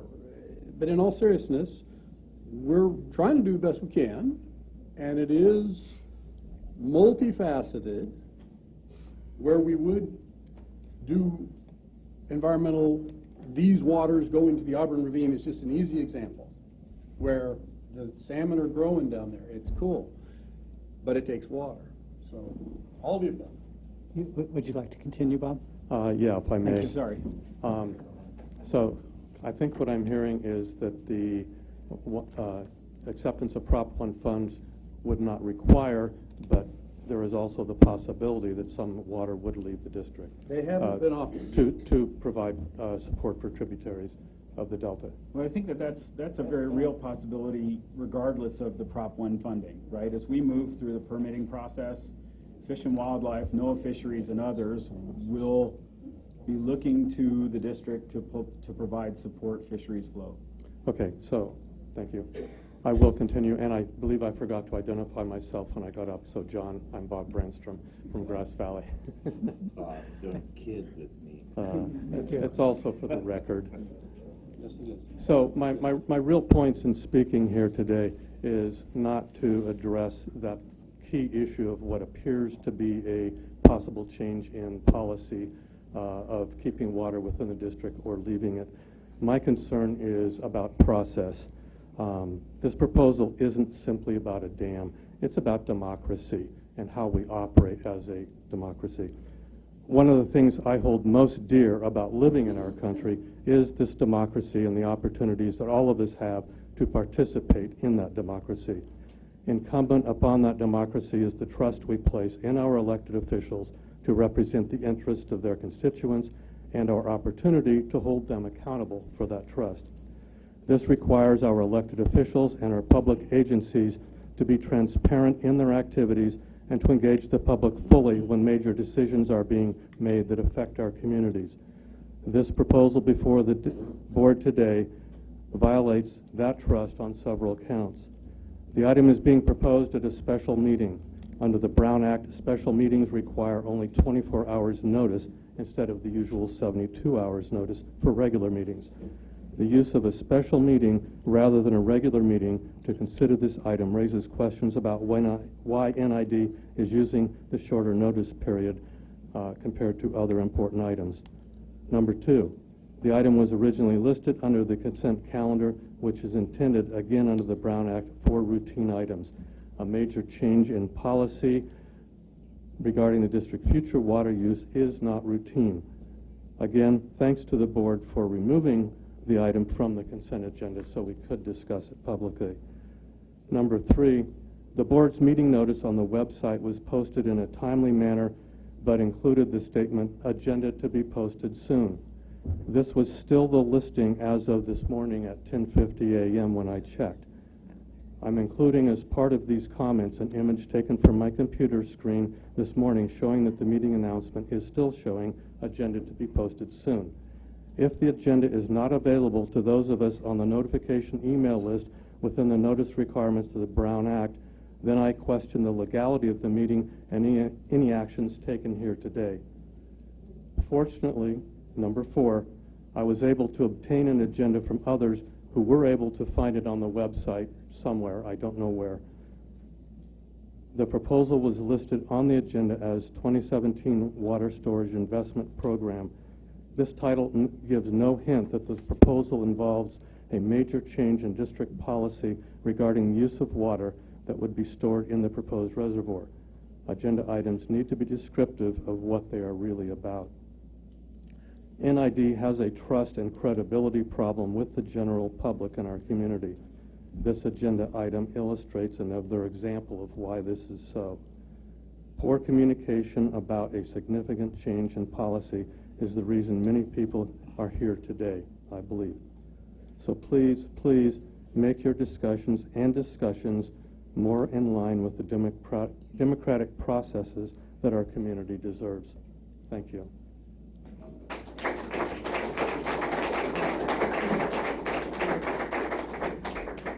Well said, Bob. It was very well stated.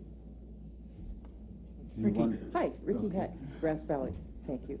You know, it occurred to me, and I too I'm on the Planning Commission, Kurt, and so I know what it's like to sift through all these papers, and again, I thank you guys.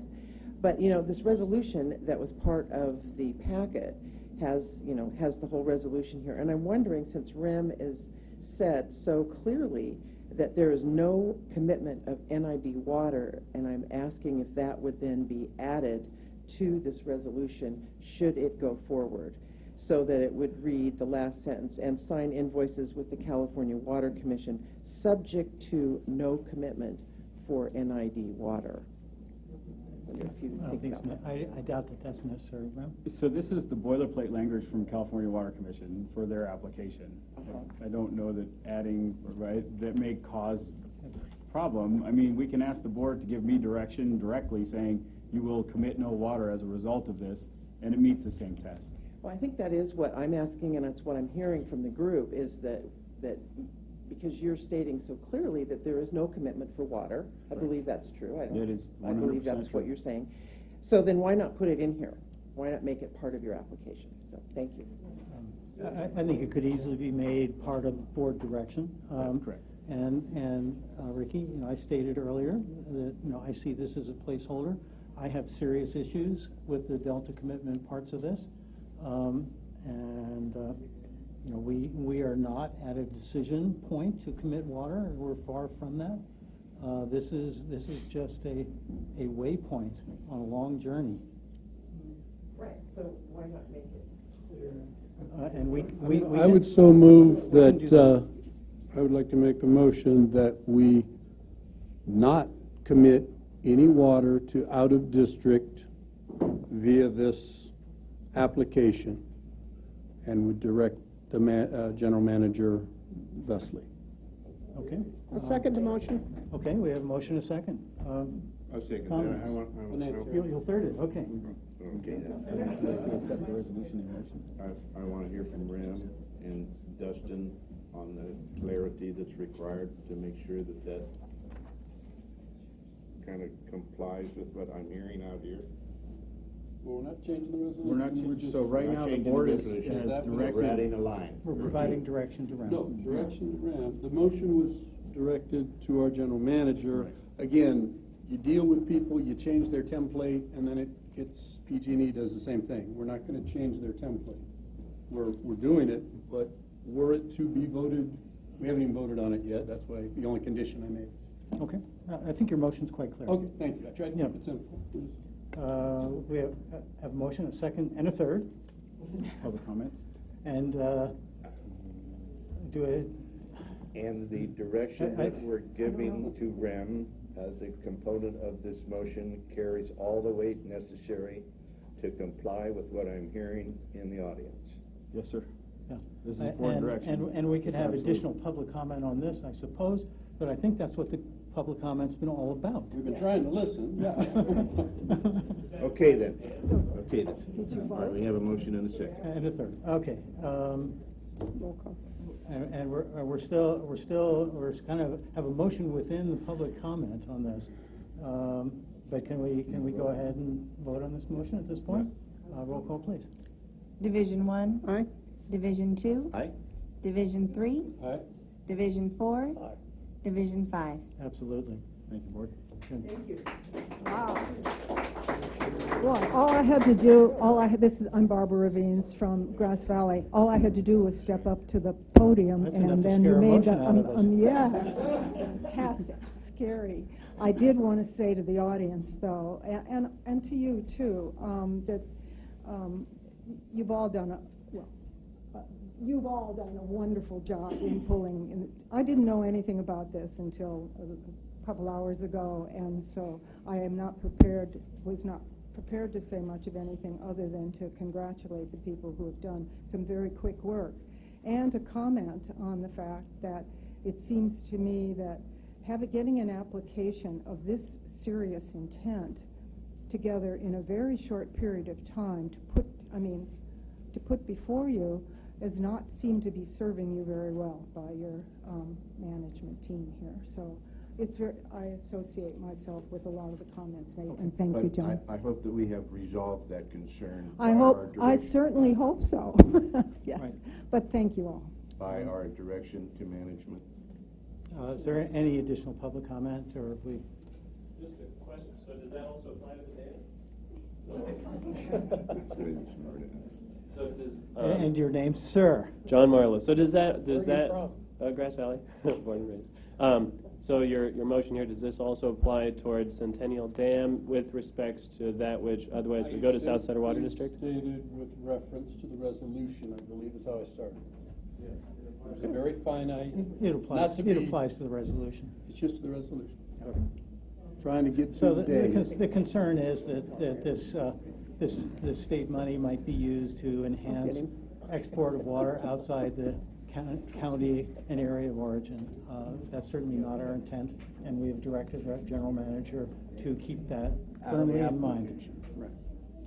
So that's where it goes. That doesn't mean that you couldn't export other waters from the project. It's really where we've all been to start Okay, with, so this but is nobody knew only- that. So that's. So this is only about this piece.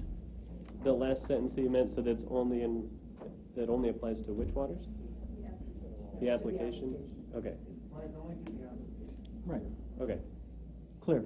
Now sit Thanks. down. Thank you. You have something useful to add, Mike. Always. Thank you. Mike Pasner, Indian Springs Organic Farm, 31-year water user for NID. I grow vegetables with it. I'd like to hear the language you just voted yes on, the five of you. Repeat it, please. Would you please read back the motion, Chris? Back the motion. The board gave direction to the general manager to, and that's the point where I'm going to refer to my audio tape, to execute the resolution and... No. Go to your audio tape. Sorry, I need to go to my haven't audio approved the tape, resolution. evidently. So, yes, I need to go to my audio tape for that. I did it in only 2 sentences, and that was with reference to the, I don't, burp it up again, my wife told me. I do this all the Maybe time. Scott, you can repeat for Chris what you thought your resolution was. But she will refer to the audio I am tape. Boy, it was there when I said it I because know, I it was so clear at listening. the time. Well, and I really was. I was trying to listen and translate. So with regard, it was on the condition of the resolution being passed that we would give direction to the general manager that there would be no reference or no commitment, thank you, of waters outside the district based on this application. Correct. Probably paraphrased at this Thank you, point. and I will look it up again. I really listened. When it's appropriate. Would you please come to the microphone and state your name and not call from the back of the room? Thank you. I'm really sorry. Pamela Osgood, Grass Valley, NID customer.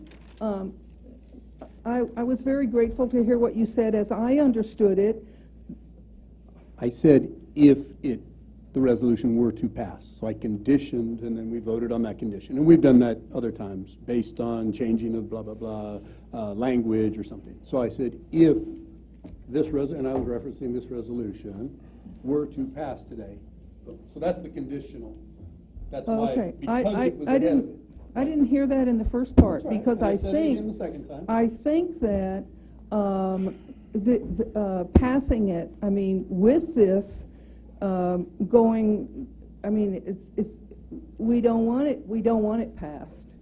But if, I mean, you know, if you're going to pass it, I mean, even if it should be in there before you vote on it. Well, we just voted on this resolution, and so that goes along with whatever we do on the I would like to move for a Comment. that we adopt resolution 20-17-24 titled the 2017 Water Storage Investment Program. Second. Okay, before we go there, I think Nancy has a comment. And I can wait. Mine will be better afterwards. And we have one last brief to-the-point comment. We're in Lipowitz, Grass Valley, and to the point, very reassuring that what we just heard, but I think we need to take note of the fact that there's a lot of distrust, because it was said over and over again that the water isn't going outside. Somehow that's not being retained by all of us. And my question is there a reason for that? And I would suggest bias. It works both ways. Bias. The young lady from Colfax, the whole time Ren was talking I kept like, listen for him. So peace, but people get biased. Okay. So what people hear and what they don't hear is a valid question, but nobody can answer it except the person. But I think bias comes into it. People have biases. They hear what they want to hear. Okay, Ms. Lipos, would you like to finish? Yes. I'm just noting the fact that NID was a co-funder of the Aqua study, along with the Metropolitan Water District of Southern California, the Freant Water Authority, Irvine, Southern California, Ranch Water District, and Sites Joint Powers Authority. So there's suspicion here, and with good reason. And we just feel like we're not getting the whole picture. Then the last thing I want to say is that even if the water stays in district, if it goes down to Lincoln, what piece does real estate development, that incentive, have in the reason behind building the dam? Are there real estate investors who are interested in investing in this dam? And if so, do we need to question that? It's our water, not Lincoln's. So Lincoln is within the district. I agree with Nick's no on the developers. The other part, the Aqua thing, okay, it's a statewide agency. Sorry. It's one of our avenues to lobby. Everybody lives on the coast, and most of them live down in LA. So all those big people run all these, and we try to have a voice, and I think Rem's even our Region 3, we get him in there, so we have a voice. So that's why we're in there with these people, so that we're, if we don't participate, then Aqua is only Southern California centric. And when you're there, you realize, oh my God, this is so Southern California centric. And that's just the way the world is. So we're there, yes. So our name gets on papers with people because we're trying to have a voice and represent this area. Okay. That's just... Yes, ma'am. It's real. Sue Gelati. I realize you hope I'm the last speaker. I do. I don't like speaking, and I know you guys are sick of listening, but I went to the very first meeting when the homeowners were invited by parcel numbers only. I distinctly remember, even though I am a woman, that Rem stated there was going to be lots of extra water for a while because we wouldn't have been built out all the way, and so we'd have lots of water to sell down the road. So it's no surprise to me that it's now come up 5 days before you're supposed to submit this resolution approval that you're going to go for Prop 1 money. Duh. Anyway, I don't feel like NID's been honest with the people and upfront with what they've been doing. That's kind of a no-brainer too. I tell it like I see it. I really think this is a bad idea. The dam's a bad idea. For starters, there's not enough water. Hello, you're going to give precious water away now? I know you say you're not, but if Prop 1 comes back and says, oh, you signed up on the resolution. Oh, well, if you promise us this little bit, then we'll give you even more money. One thing leads to another, and the way this whole dog and pony show has been going, I don't trust it. I urge you to vote no on this resolution. Thank you very much. Thank you. I think what Rem thought... Go ahead. I don't have a question. May I address her? I wanted you to complete your motion, and then I have something to say, and I just wanted to get my toe in the door before this is on to another subject. I have arthritis on my neck. It's hard. So do we have a motion on this? We have a motion, a second, on approving the resolution itself. That already happened. I was curious what meeting this lady was talking about when you said the first one. Was that down at Forest Lake Christian or? Okay, I assume so. And I think what he was talking about is our projection to 2030, that the current water stores, and again, back to Peter here, the whole point is we're losing again, believe it or not, I mean, there's a lot of snow up there this year, but for those last 4 years, there was no snow, and that's 110,000 acre feet. Lo and behold, that's what this reservoir is. I mean, it's silly that they come so close together, but we're trying to be proactive. Well, what the heck did you do on the board all those years? Now we're out of water. I don't want to be that guy. Okay. So if it's an expensive project and there's dialogue about it, I hear you. But the point being, I think there's a cyclical change in the world. You keep seeing it every day on the news, everywhere, crazy storms and all this stuff going on. And that's what we're trying to do. There's no way to replace the snow that's not falling most of the years, and it's anticipated that most of the years are going to be really dry. But I think the short term, he was saying we have enough water to make it 2030. You were saying he said there was extra water or something. But that's just based on a 2 or 3% growth of the county, not some huge thing, but that's just boom, it's a finite what we have. If we're losing 110, and I was somewhat being rhetorical to Peter, not mean, but I was being literal to the point, is so what do we're not trying, it's this loss. You lose the 110 if I believe it. I believe that there is something going on. Whether it's the alignment of the planets with the Mayan calendar coming to zero, we all remember that a couple years ago. That changes the tides, or is it all man-made? I don't know, but something's going on. Okay. And it's the loss of that snowfall. Short, one sentence, I have it. Okay. We're trying to be Diana Suarez, Colfax. One sentence. One sentence. Can you store this water underground and not build the reservoir? No. There's 4.9 million acre feet capacity in the North American aquifer groundwater bank. You can put it underwater. That's Do not destroy the Bear River watershed and what's left of the Bear River with 3 reservoirs and 15 miles of river. The interface is that once it's in there, then they get it. Enough of that. That's at the end of our... We have a motion, we have a second. Nancy has a final After the comment. motion, I'd rather wait until then, please. I think But the I need to motion- know what the motion is before I vote on it. I simply said to adopt Resolution 20-17 titled the way it's titled. It's, Okay. just for And- clarity, it's 2017-24. 24 is what I said the first time. No, I read Okay. it the first time.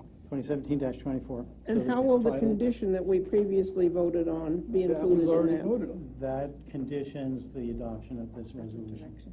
Oh, you want that added? Oh, Yeah. conditional on the thing we... On the previous Yeah. motion. The direction we'd already voted to, yeah. Right on. Okay. Okay. And do you have any further comments? So that's, I do, but I'm going to wait till after we vote. Oh, okay. Roll call, please. Division 1, Aye. Division 2, Aye. Division 3, Aye.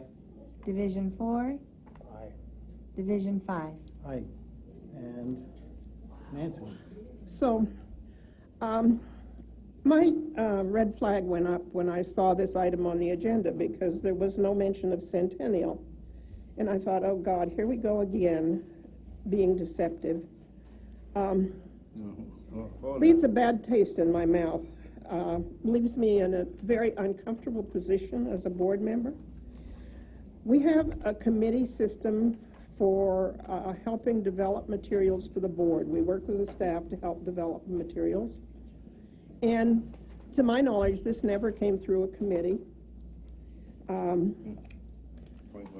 So at least I have never been apprised of this. I know about California Water Commission and their role. Rem has explained a lot of that to me.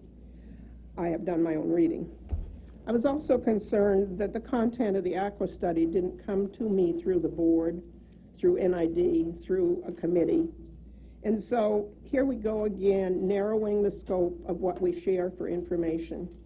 And I really want us to stop doing that. And I'm not doing a surprise attack on you, Rem, because I certainly have promoted openness and education on the dam. There are so many assumptions that are being made that are invalid. And we are partly responsible for that because we haven't shared that information with you. Please don't put me in this uncomfortable position again. Share the information with me and share it with the community.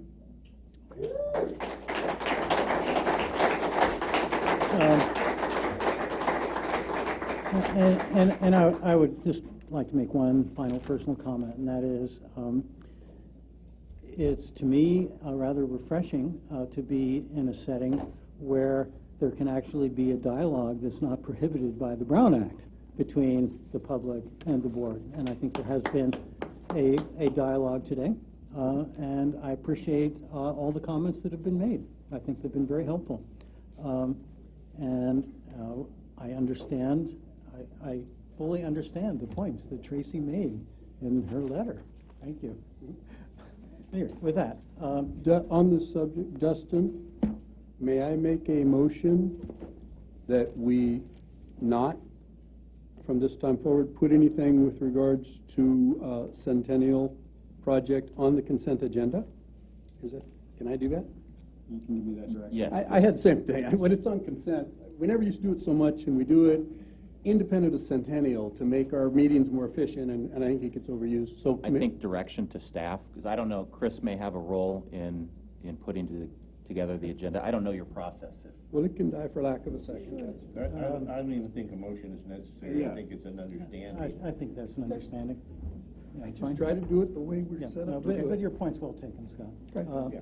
Okay, I'm gonna recess for 2 minutes to clear the room. We have a lot more work to do this afternoon. Budget. This is not the only item on the agenda. Primarily, he refers to the budget, which will be lengthy. If you want to stay for the budget.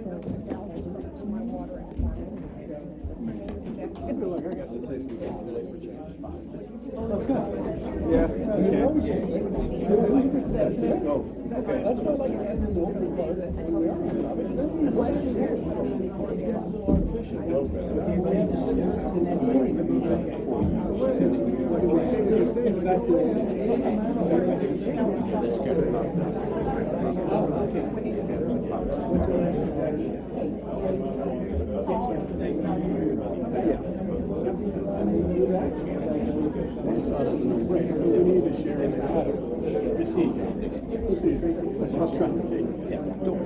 Bob, thank you.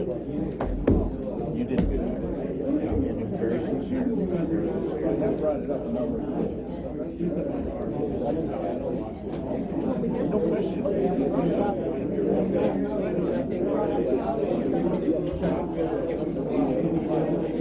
But you lost me with vitriol.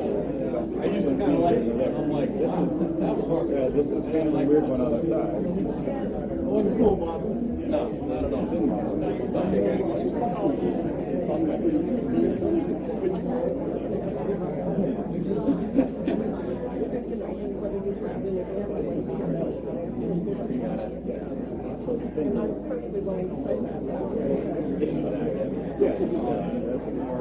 That's interesting. We got to put the package in so that when we do say efficient like this, we want the package.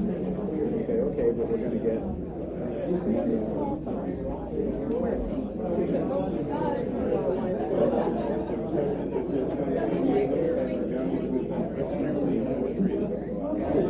Same one that I keep. Sinister looks. That's the one I talked about before.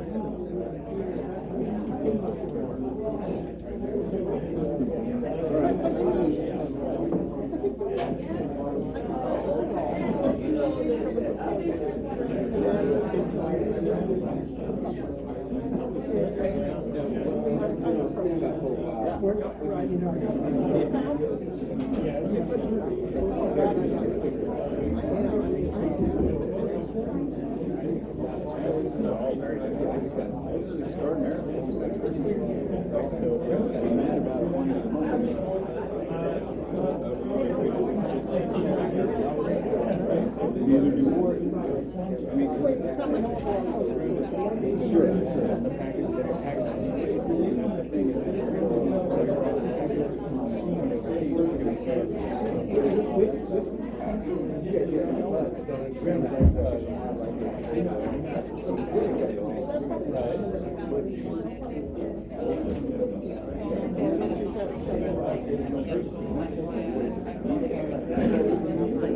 then being our team, you're talking about. Oh, and they requested me personally?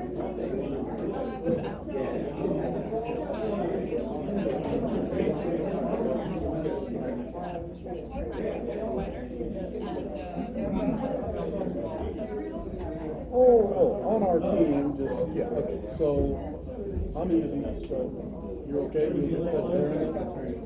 Yeah, it's Okay. Very good.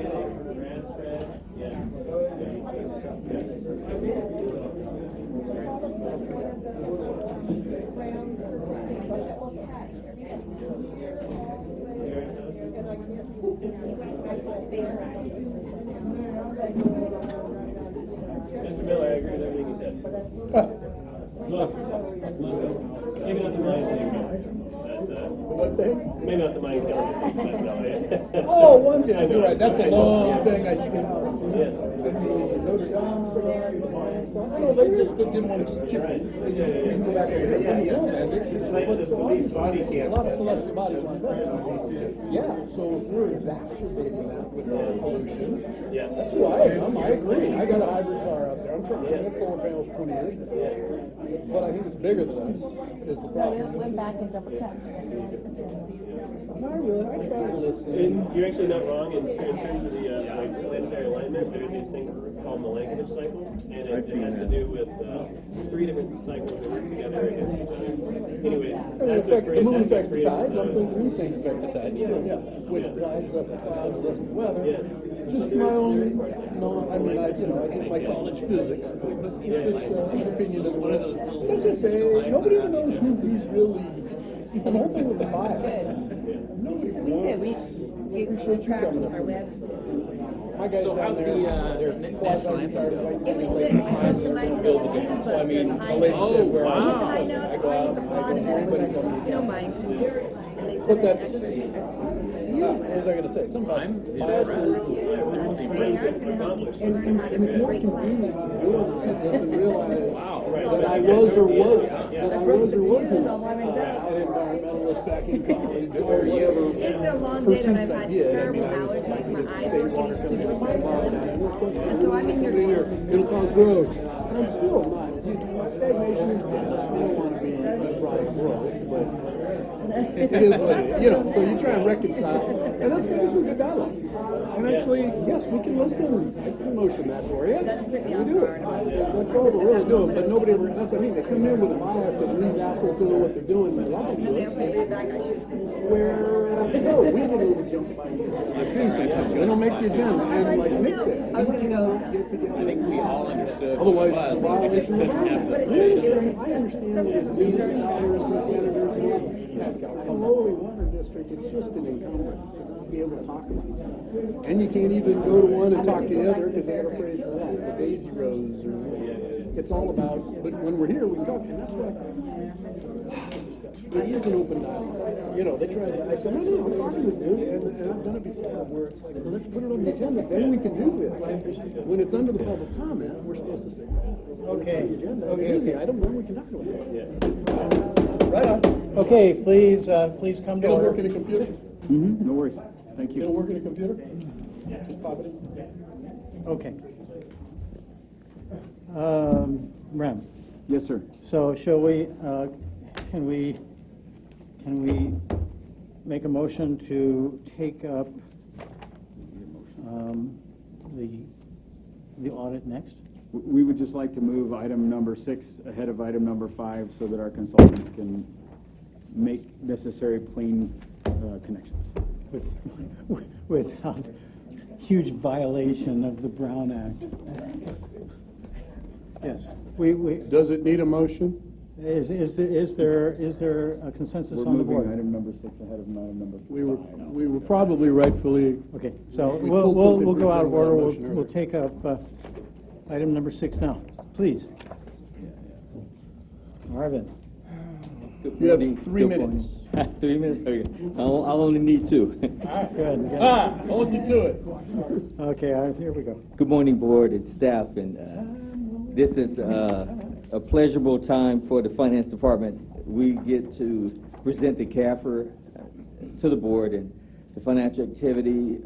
I am extremely appreciative of our new accounting staff, new controller, and our auditor.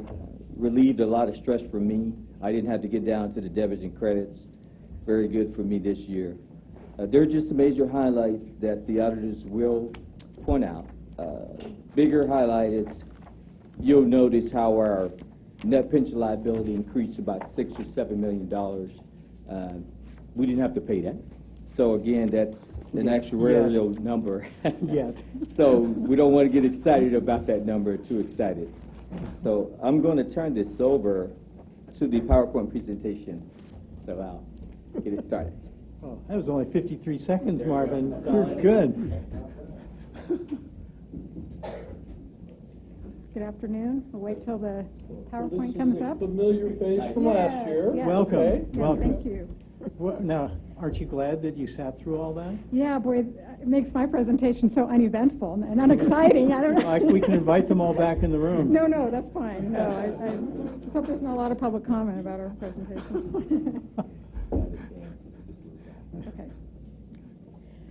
I'm Ingrid Scheiplein with Richardson & Company, and I have Bob Simons here. We're going to split the presentation to you this afternoon. If you have questions as we go through, please feel free to stop. We're just going to touch on the highlights, so if you have specific questions, we can address those. Do you have the mic on, Chris? Is it, maybe I'll lower it like that? Is that better? That's better. So the reports that we issued in your package, we issued an opinion on the financial statements, a report on internal control and compliance, and those are within the document, the audited financial statements. We also issued a separate letter containing certain items we're required to discuss with you, and a management letter containing recommendations. So we'll touch on the highlights of these reports. So to summarize the audit results and observations, we issued an unmodified or clean opinion on the financial statements, so that indicates that they're fairly presented in accordance with generally accepted accounting principles. There was still a large number of adjustments needed in order for us to issue a clean opinion, which we'll discuss later in the presentation. Overall, there is still an improvement compared to prior audits, even though we had a large number of adjustments. The quality of the reconciliations and account analysis was improved, mainly due to the hiring of your new controller that started in February of 2017. Came on board really late in the process, but we appreciate all her hard work and getting through the audit process. So delays in the audit process were mainly due to the personnel changes. As I mentioned, the controller started in February of 2017, which is past the end of the fiscal year in which she was responsible for getting the books closed. There was also a shortage of qualified accountants, so there were temporary employees that were used, and there was review and a lot of revisions to their work that needed to be done, so that all contributed to the delays in getting the audit completed. The district also changed its chart of accounts for tracking expenses, and that contributed to the delays and the difficulties in reconciling accounts. In this report, you'll see that there are still some carryover recommendations from the original 2013 audit we performed. Most of those findings have been addressed, but there's still a couple of them that are carrying over. But the good news is no new findings this year. And we'll address those later in the presentation as well. So discussion of the financial statements. I'm just going to touch on the highlights and make reference to a few pages. So if you look at page 15, and I'm referring to this larger audited financial statements I believe you have in the package. So page 15 is the second part of your balance sheet, and I just wanted to focus on the net position section, which is basically your equity after all of your assets and liabilities. So it's showing that you have, out of the $397 million of net position, $350 million of that's tied up in your infrastructure is not spendable. You have about $6 million restricted, but you have $41 million of unrestricted resources available. The portion of the unrestricted net assets, though, or net position, are restricted by board designation. And that's on page 35 of that document. Note 6 on page 35 lists out your various designations that are all by board resolution. And you'll see for the water fund and the recreation fund, the amounts that you've designated are in excess of the amount that you have available in unrestricted net position. So for the example, the water fund, you have 17 million of reserves, but you only have unrestricted reserves available of 6.7 million. So you have basically a negative there. And that's mainly because of your pension liability. The water fund itself has about 35 million of pension liability that's not factored into these designations or looked at more from the cash side of your balance sheet. The recreation fund has 571,000 of designations, but it actually has a negative unrestricted net position of 422,000. Again, the water fund has about 1.4 million of the pension liability. So really it's the pension liability that's kind of drawing down or reducing your unrestricted net position. I'm not going to turn to the page, but page 16 is the income statement, and it shows that the water fund had a net loss of 765,000. Even though your revenues increased by about $1 million, your expenses increased by more than that, contributing to the loss. You had a small net income last year of about 82,000. The electric fund had a net income of 12 million, and that's pretty consistent with the 13 million that you had in the previous year. On page 30 and 31 of the financial statement shows your capital expenditures. You spent about $20 million during the year on capital expenditures, and a majority of that was funded out of your current cash reserves. You did issue $20 million of new debt for capital projects, but as of the end of the calendar year, 19 million of that was unexpended. Those are for projects that are down the road. And you had debt repayments of $2 million during the year. These are projects that are down the canal. Down the canal, yes, not the road. Then the report on internal control and compliance, that's on page 69 of this audited financial statement document. As I indicated earlier, there's no new comments or recommendations added this year to that report. The carryover comments that we continue to monitor until they're corrected from 2013. Of those comments that were listed in last year's report, 3 of them were corrected, and 3 of them remain in the report needing further improvement.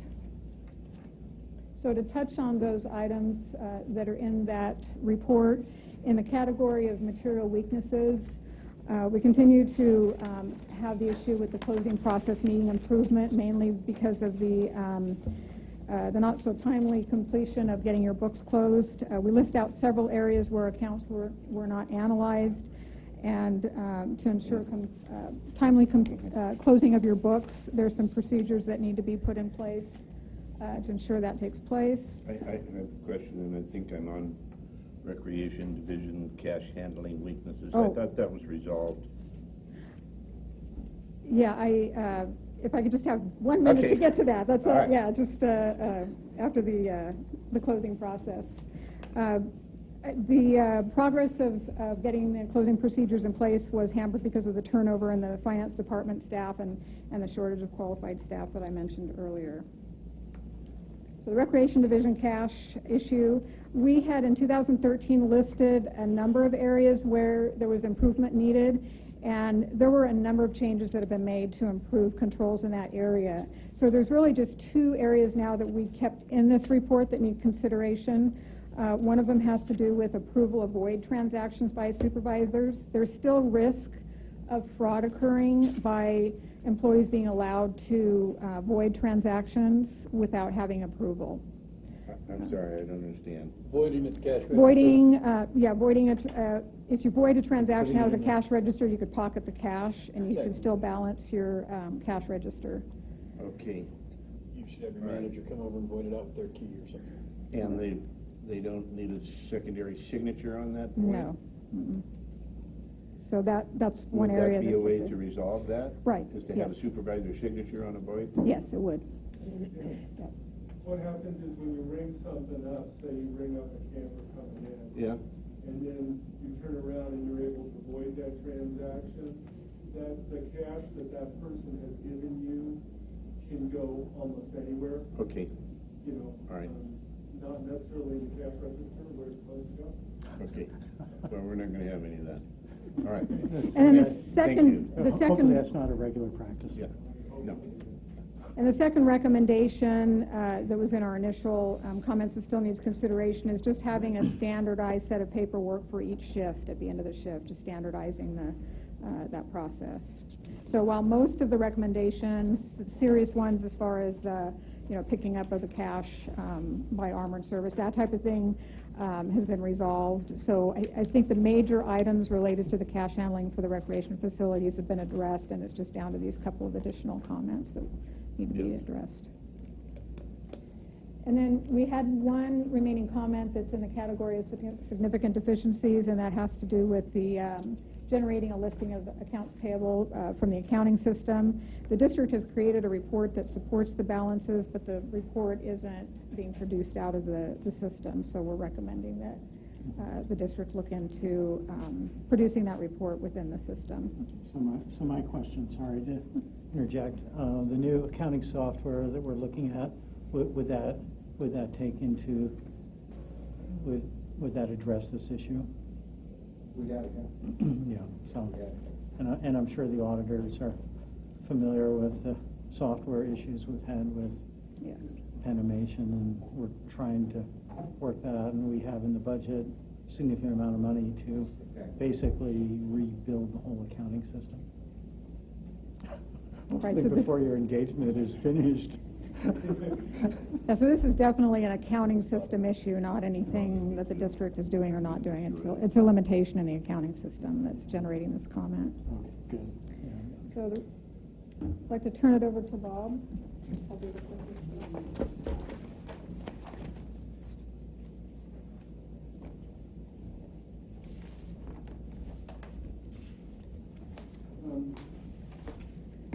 I'm Bob Simons. I was the one that mainly, Ingrid generated, the review at the end. I was the one that was mainly involved in the day-to-day operation of the audit. I want to go to the required communications letter first. This states our responsibilities under generally accepted accounting principles and our auditing standards. Wanted to just say that the material weaknesses and significant deficiencies that we described earlier were still present, but we were able to get the audit done in as quickly as is practical, considering the challenges that were involved for everyone concerned. It's not even November. No, it isn't. I mean, Debbie started in February and did a tremendous job with her staff in doing, getting our information, that we needed to do our audit. There is definite improvement, although not all the account analysis were completed prior to the start of the field work. When we did ask a question, we got a concrete, solid answer on the first pass this year versus maybe 3 or 4 iterations possibly in prior years. And that was a significant improvement. Awesome. For us. Yeah. Who said old dogs can't learn new tricks? That's right. We were able to, some of the adjustments, we had, over 50, but 30 of them approximately, or a little over half, were Debbie generated them prior to us even asking about them, which is a definite improvement from last year, where it seemed like every adjustment that we had, we asked initially about, and that's, a testament to her and her staff, that we were able to do that. The chart of accounts challenge that took place, and some of the staffing changes contributed to the delay. So, but we're encouraged and look forward to the next year when it's even going to be better than it is this year. Prior years, wasn't it 75 adjustments, and the year before that? I can't remember. It was at least over 75 to 80. So it 75 went to from 80, and the year before that went like was close to 150 to 100. 85 so we've been to showing a nice Yeah. trend. Yes. And In absolute the nature of how those were developed has improved also. It's just not That's your 150 to 50. It's 30 or 40 of them generated prior to us asking any questions. So anyways. Thank you. Thank you, Debbie. Yeah. Yes. Thank you, staff. Staff. So anyways, attached to this letter are the list of adjustments that we had, and then we had 7 items that were relatively minor in nature that Marvin and Debbie have agreed are minor, that we just put on the list for identification purposes. So that's that letter. This last letter is our management letter that we're required to provide to everyone. Our recommendations are, we had a situation right at the end where there were capitalized costs for projects that were the situation where the amounts that were recorded were up through December 29th, and we needed them through the 31st. They, Debbie and her staff identified those and provided the information for us to do those adjustments. The chart of accounts changes created some challenges that Debbie and Nancy and everyone had trouble. We were trying to explain. We go from year to year, explaining when we do our work, and some of the information wasn't comparable, and it created, time-consuming analysis on the staff's part. We also, since Debbie was relatively new to the organization, we were suggesting that accounting procedures for each position be developed so that someone coming into a job, at any position knows kind of the game plan of what their responsibilities are and how to do, some of the tasks.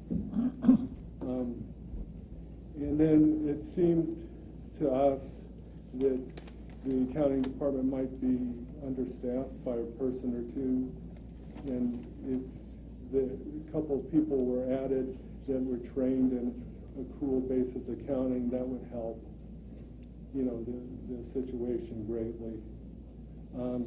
And then we have the last item, which is the new pronouncement that we had in last year's report about the unfunded OPEB liability. It's approximately $11 million, at 12/31/16, and we're just bringing that up. That'll be accounted for similar to the way the pension liability is. It'll be an amount that'll go on the balance sheet and not, be required to be funded immediately.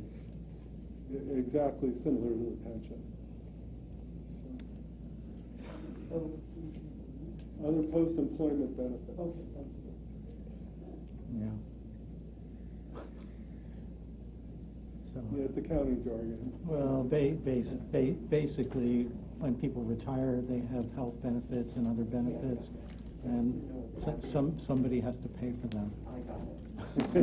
State put it on our books, even though it's Yeah, CalPERS. it used to be CalPERS, but now they. Still CalPERS, but they put it on our books. Yeah, Oh, really? yeah, so it makes their books look much better. And suddenly we get this. Does anybody have any questions?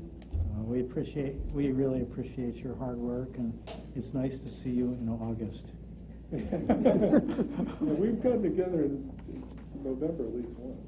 Yeah, November, September, now August. We're slowly moving the right direction. What time's your flight? We're just driving down the hill. Oh, you're not flying. I thought you were flying. This I'm is, sorry. No, we're just driving down. One of the comments about staffing on with the crew? Yes, Isn't sir. HR working on a new Yes, sir. staff person? Where our accountant was out on disability for a long time, and so we were able to resolve that within the last few months. And so Okay. we are currently recruiting for an accountant as well as a financial assistant.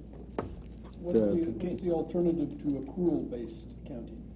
Cash basis accounting, which is just cash in, cash out.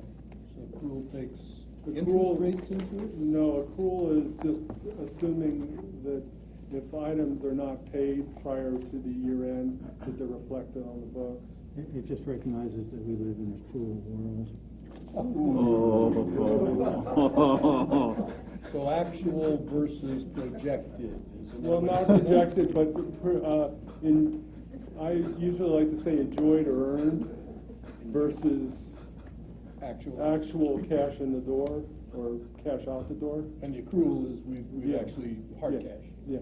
No, the accrual is the actual where you give, for example, for bills that are outstanding. If there's a bill that's for services in December, but it's not paid till January, the accrual basis of accounting requires that be reflected on the balance sheet at the end of the year, because it is a commitment that Something outstanding.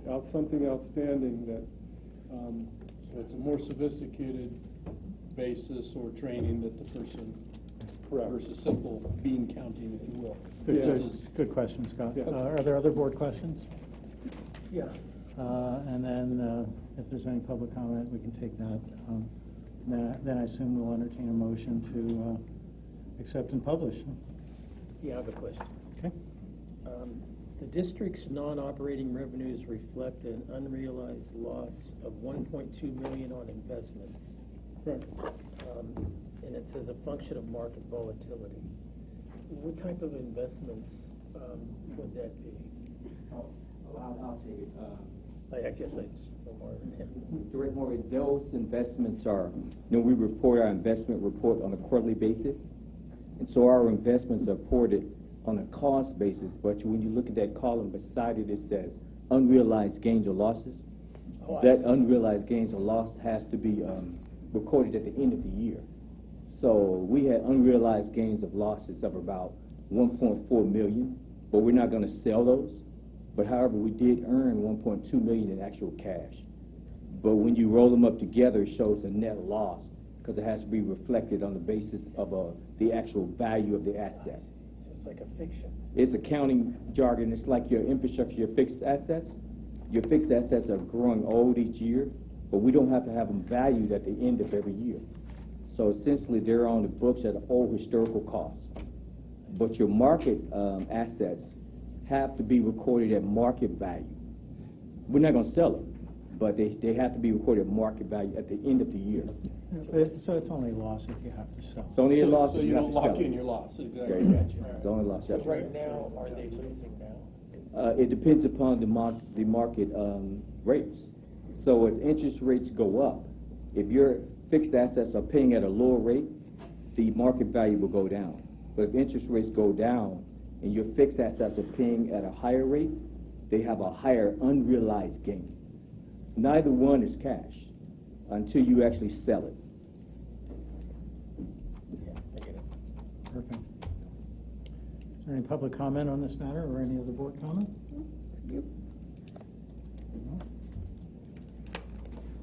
Motion to receive the annual financial report and authorize the finance manager to publish and file the record. Second? Roll call, please. Division 1? Aye. Division 2? Aye.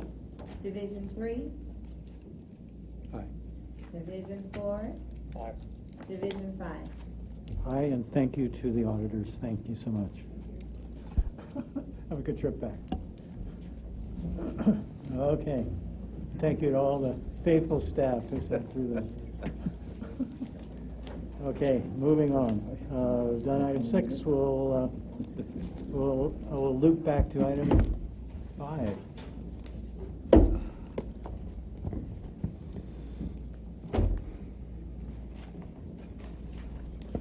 Good afternoon, board, staff, and public. odd It's time not, to it's meet. not, but it's not evening yet. It's almost my nap time, so bear with me here. Okay, so as you'll remember. Sorry, sir, he seems to be out of the office.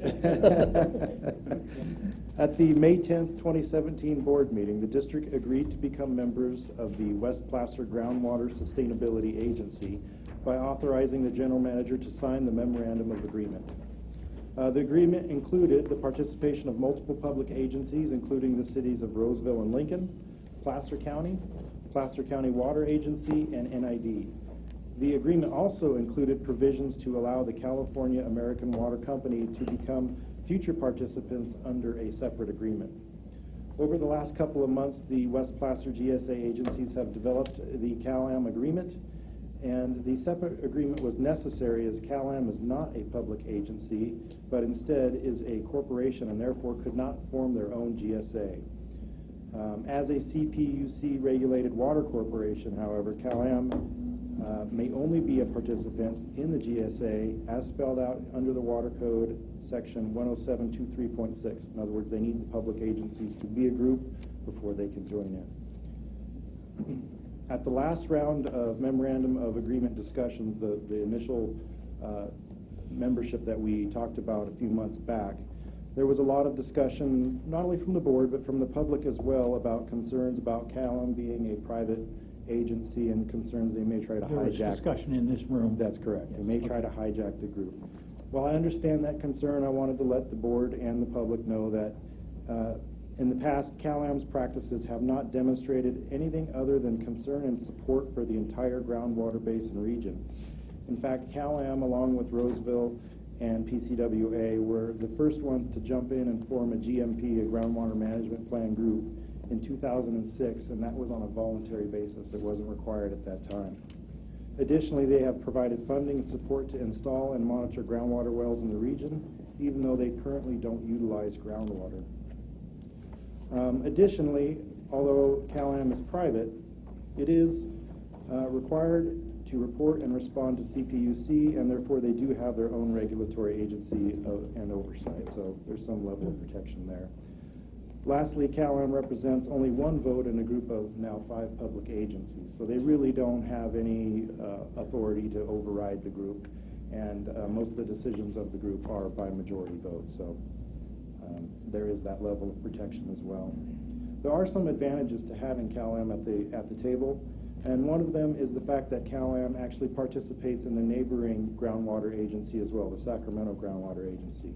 So having CalAm at the table with us as a group provides the group some more information on what the neighboring agencies are doing, and this is important to the district and to the West Placer GSA because eventually the entire sub-basin is going to have to come together and come up with a sustainability plan that we all agree to. So it's kind of nice having someone at the table who knows both halves of what's going on in the 2 local basins.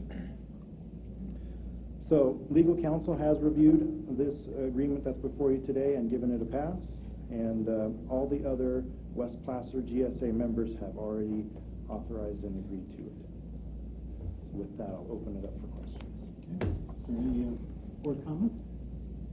No, but I think that it does address the answers or the questions that were brought up in the previous iteration of participating with this group. So I think that resolves the issue. So I would approve and authorize the general manager to sign an agreement allowing participation by California American Water in the West Placer Groundwater Sustainability Agency as recommended by the Water and Hydroelectric Operations Committee. Second. Before we move to a vote, is there any public comment on this matter? Any other board comment? I think it's great. Yeah, I think it's great. I'll just say that. I've had experience with CalAm, and I'd rather have them in front of me than in back of me. Just leave it at that. I don't want to take my eyes off them. Roll call, please. Division 1? Aye. Division 2? Aye. Division 3? Aye. Division 4? Aye. Division 5? Aye. Thank you. Thank you. It's good to have that done. Moving on. Oh, okay. I thought maybe Kean was going to do this. Both of you. I'd like to, You didn't get the memo today. We're My name- pretty sure. I know. My name is Gary King, Engineering Manager, Nevada Irrigation District. This is item number 7. 2017 Chicago Park Liner Replacement Project for tar number 2078. The intent of this item in front of the board is to approve a contract with Hanson Brothers in the amount of $354,862 for the construction of the Chicago Park Canal Liner Replacement Project and authorize the general manager to execute the appropriate documents. This is our yearly project to improve canal liners. This liner is just a little beyond, a little downstream, a Little York Basin. It is one of the areas that we need to replace. Every year we're doing a few chunks, a chunk each year. So it's a recommendation of staff to approve a contract with Hanson Brothers for this work and move forward. Thank you very much. Any comment? No. No? Totally No? necessary. Can you describe the lining, the canal lining? It will be about 6 inches thick. It's concrete. It's reinforced with steel. So they're basically shotcreting against the existing concrete liner? So is it actually narrowing? Correct. No, we're removing the old liner because it's such bad condition. Okay, so there is a liner there that is separate from the basic fundamental structure of the canal? It has a lot of holes, yes. Okay. So it does not meet the intent of holding water at this time. So at this point, what we do, Nancy, just to answer this question, is Director Weber, is that what they do is remove the old liner. As you can see, it's a line item in the bid. That old liner, we decided we could dispose of it on site. So we had some control prices in there. What they'll do is remove the old liner, do some grading. We also find what's called some soft spots and stuff. There's some numbers in here for rock installation. Then they'll put down a wire mesh racks and then engage concrete either by pouring or by using gunite machine. Okay. I hope that answers it. Thank you. Will this work be done during the extended outage? Yes. And it can all be done during that time? This one's a little long, more extended than normal, which gives us a little bit more time, but yes. We have a little more extended outage this time, I think. Yeah, Chicago Park's going down for, what, a month and a half? 6 weeks, 6 weeks. Or a month and a half, whichever. Oh, good. Motion to approve a contract with Hanson Brothers Enterprises in the amount of $354,862 for the construction of the Chicago Park Canal Liner Replacement Program and authorize the general manager to execute the appropriate documents. Second. A motion second. Any other public comment? Seeing none? Roll call, please. Division 1. Aye. Division 2. Aye. Division 3. Aye. Division 4. Aye. Division 5. Aye. Thank you, Board. Okay, Gary. Once again. Yes, sir. I'd like to move on with item number 8. Item number 8 is a policy number 6690 for privately owned culverts. My name is Gary King. I'm engineering manager for the district. At this point, I'd like to request that the board adopt a resolution 2017-25 establishing a policy for privately owned culverts as recommended by the engineering committee on June 20, 2017. The intent of this item is to formulate a policy around our current encroachment section as we move forward on pursuing getting culverts and other items under control in the canals. These are solely for private culverts, not for district-related culverts or district-owned culverts. This was reviewed by engineering committee. There was one person from the public that had a comment, Mr. Abbott. Mr. Abbott had some very good constructive comments, and we actually, item number 6690.3 was changed and modified because of Mr. Abbott's comments, and he was very satisfied that and actually sent me a thank you email, which I have in my possession at this time. He was the gentleman who was Yes, sitting up front. very nice man. Yes. Former PG&E. Yep. Former PG&E, so he's used to business. Good. So at this point, the district staff would recommend this policy for approval since it's been through the normal route of improvements. I have a question. Yes, please.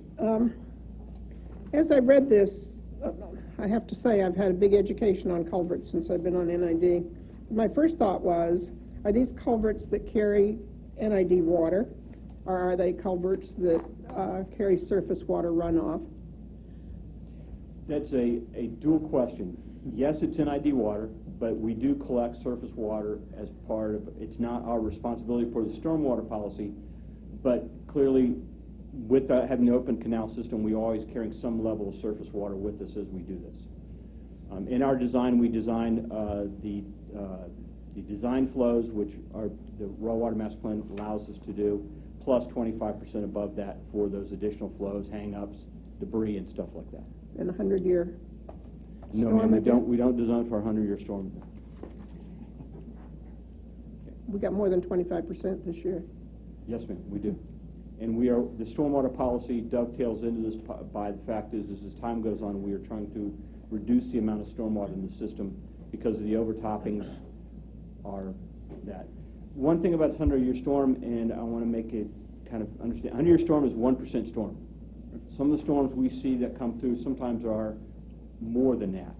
Could be a 500-year storm. That's why we're trying to remove stormwater from our system, because that's unpredictable. And that overtopping is one thing that we are paying for dearly this year, according to System GM. We've done a lot of cleanups. We've done a lot better, but we're in years like this where we had an unusual event. But Nancy, to answer the question, these culverts these are the culverts that are on our system. So these are folks that are jumping across our ditches. Okay. Thank you. Got it. Okay. Gary, the standards changed, the NID standards changed from, say, 20 years ago to today? The NID standards, there were no standards 20 years ago. I'm just thinking about people that have culverts currently. What people culverts right now, okay. In the past, 20 years ago, in my opinion, we did not have any standard, but however, in the last 4 years to 5 years, engineering staff has gone through the engineering committee and to the board and approved standards of construction through the board. That dovetails in with this policy too. So we do have standards in our current regime. I can't speak for the standards past. I don't believe there was any a standard per se like we have now. Yeah, I was just asking about those individuals that have culverts, that 20 years ago put their culverts in, even possibly with the assistance of NID, that haven't failed, that yet are tagged potentially. Well, that is where. Is that an issue, Graham? Well, it's not in that. So if they have an encroachment and it's a legal encroachment on the canal, then any upsizing needed, the encroachment requires them to maintain the facility to our standard as it moves through time. The nice thing now is that that standard is fixed, so we can refer back to it and say it's 125% essentially of design flow of the canal. And then when we're being asked, we can make sure that we provide the appropriate culvert sizing through that encroachment permit. Right, but I was asking about tagging. In other words, driving across a culvert that hasn't failed. Right. And it isn't meeting the standard, even though it does have the permit, but it doesn't meet the standards. No, we don't. We allow grandfathers to stick through as long as they're not failing. Ones that haven't failed. Right. Failure would be. Failure requires them to come up to snuff. Right. Over the top. Yeah. Well, in collapse, they do all kinds of stuff. Failure is well known, right? Yeah. It won't work. To give you an example of a failure, we do have traffic bearing plates, which are the half-inch or actually 3/4 inch steel over a driveway right now. The culvert bounces as you go over top of it because the top is collapsed. I have photos with me at this time. That's failure. That's failing. We actually have driven another pipe through that to get at least deliveries working until we can find our opportunity to do that. That's a failing culvert. What interesting as you put that comment is I thought about what Mr. Abbott said. Mr. Abbott asked for, I'd like a report plus some photographs to show me what's going on. Right. And that relates to that comment, if it's a grandfathered one, we're proving that we have an issue. We don't have the resources right now to proactively go after culverts that are in good condition. Actually, we want to leave them alone. What we do have is, we estimate right now we have about 3,000 culverts. We're clipping out maybe in the area of 40 culverts to 50 culverts a year on a good year. So in essence, the math of it is we will probably the encroachment section hopefully will stay for a long, long time to come. By the time we're done, we'll be starting with the ones that It's we, like painting a bridge. yeah. Yeah, but, yes. So, Yeah, I get it now. yeah. So it would have to fail. Yeah. If it doesn't fail, if you When drive it- over and it works. The photos I've seen, they've been happily failing for a couple of years before we got near them. Okay. All right, I get it now. So at this point, I would recommend, recommendation of staff to approve policy number 6690, privately owned culverts, and the resolution 2017-225. So moved. Second? Motion second. Is there any other board comment? Any You public- did say Any public comment? there's a grandfather clause in all this. Yep. Only going to come up if they fail. Yes. It only comes up. We don't have the resources right now to go to that proactive. Well, and their permit stands. I mean, they've got a permit for the facility. Until that permit has to be updated, then it is what it is. Is there any public comment on this matter? Seeing none? Roll call, please. Division 1? Aye. Division 2? Aye. Division 3? Aye. Division 4? Aye. Division 5? Aye. Thanks. Thank you, Board. You're still up, Gary. Yes. I'd like to proceed with item number 9. Item 9 is revisions to section 14 of the district rules and regulations. My name is Gary King. I'm engineering manager for the district. The intent of this item is approve revisions to section 14 as outlined in the staff report as recommended by the Administrative Practices Committee on March 7, 2017, and the Engineering Committee on June 20th. This dovetails to the last item on item number 8 that I discussed. In essence, we are going back into the section 14 related to culverts, cleaning it all up to make sure it's more clearer to the customer. In addition, make it clearer to staff so we're all on the same page as we move forward. As I've stated before, this has been recommended by both committees, and it's a recommendation of staff to move forward with this. How we set up the staff at the back of this was the boxes are the old policy, and above that's the new wording. We found out by the recommendation of board members that worked a lot easier to understand what the changes were. Okay. Any board comment? No. No. Good. Public comment? I think I have a question. Please step to the microphone, Mr. Pasner. Mike Pasner, Indian Springs Organic Farm, Penn Valley. If a guy has a culvert going across, it's 20 years old, it's failing, he has to bring it up to current standards, that could be a considerable amount of money. What happens to that guy? How is he going to pay for that culvert? The district offers, if it is currently not under an encroachment permit, offers to finance pay for 50% if they sign an encroachment permit. But after the encroachment permit is signed, say for instance another 20 or 30 years it starts failing, it'd be their responsibility. Okay. We do offer that. In addition, the district offers some minor financing of some of these culverts too. But it depends on, that's what we do. Well, and to kind of piggyback on that, if there's a culvert over a ditch and it starts failing and the owner has to pay for it, it's generally the owner who gets advantage from that culvert. The district really has no advantage in having a culvert in our ditch. We would prefer the culvert not be there. And the owner, some of these culverts, they fail slowly, but some of them will collapse underneath the vehicle. So we view the culverts as encroachments, and we do have over 2,000 of them in the district. Over So- 3,000. So this is a big issue. We're moving slowly to map them all, but it takes some time. So at this point, it's a recommendation of staff, the Administrative Practice Committee and Engineering Committee to approve revisions to Section 14 of the district rules and regulations. Okay. So moved. So moved. Second? Is there any other public comment?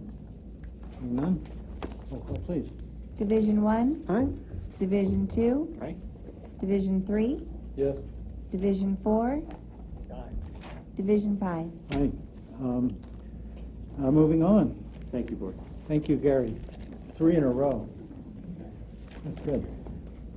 General Manager's report. Rem, please.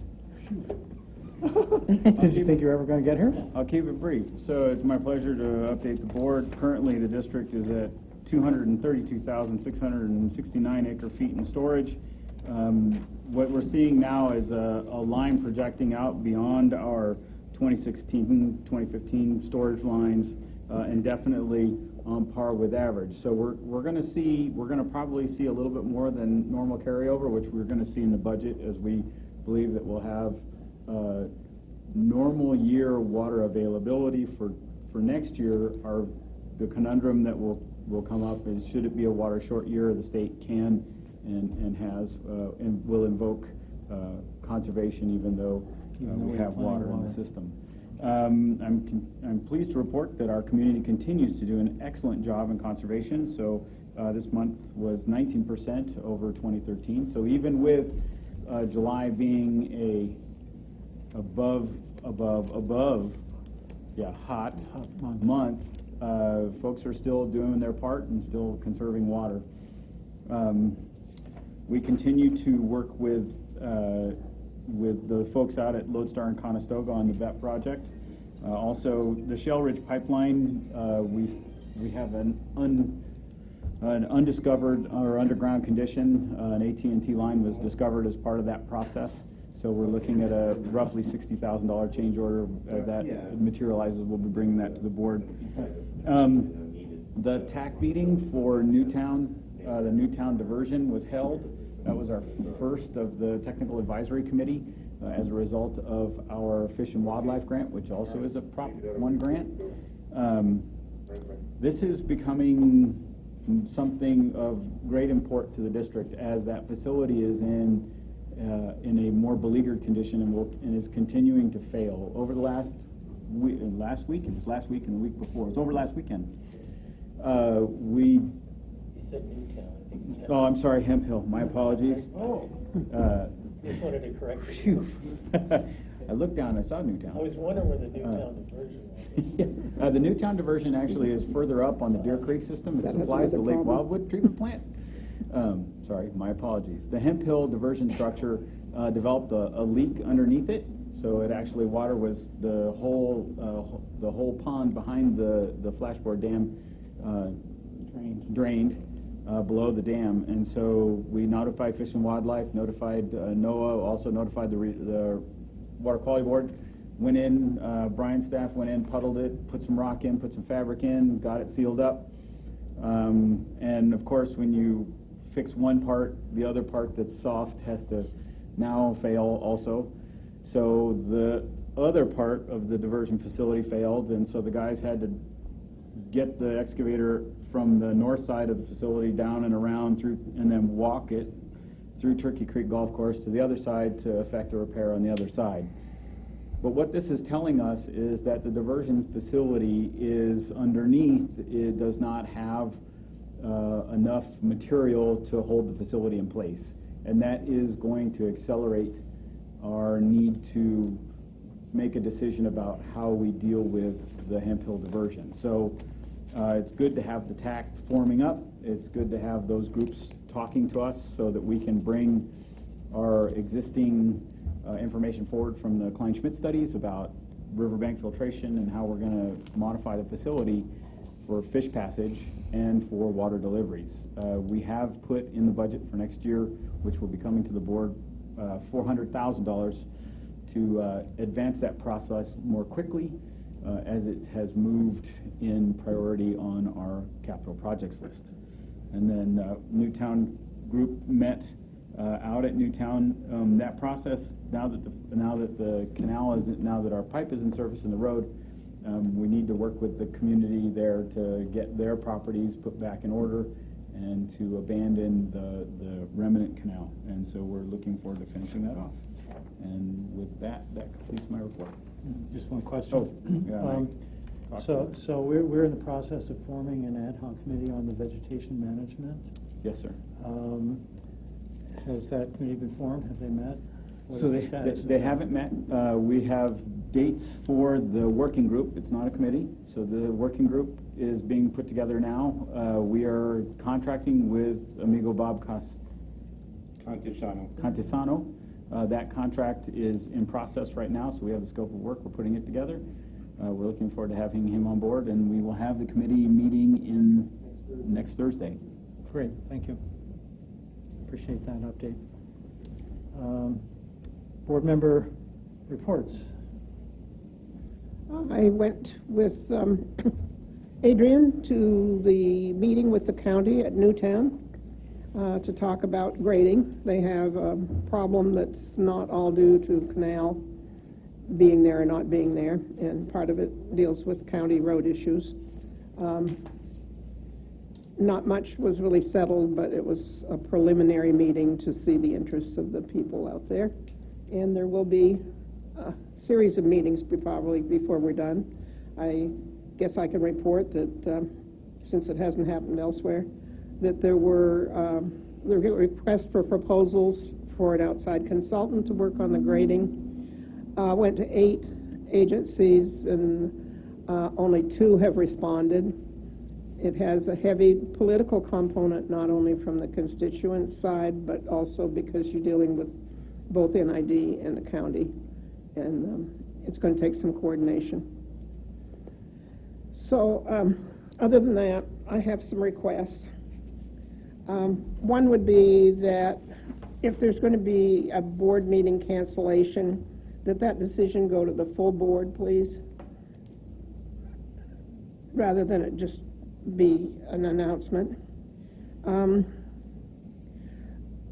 At a meeting soon, I'd appreciate a summary of the reserves, the balances, and the past 3 years of activity on those reserves.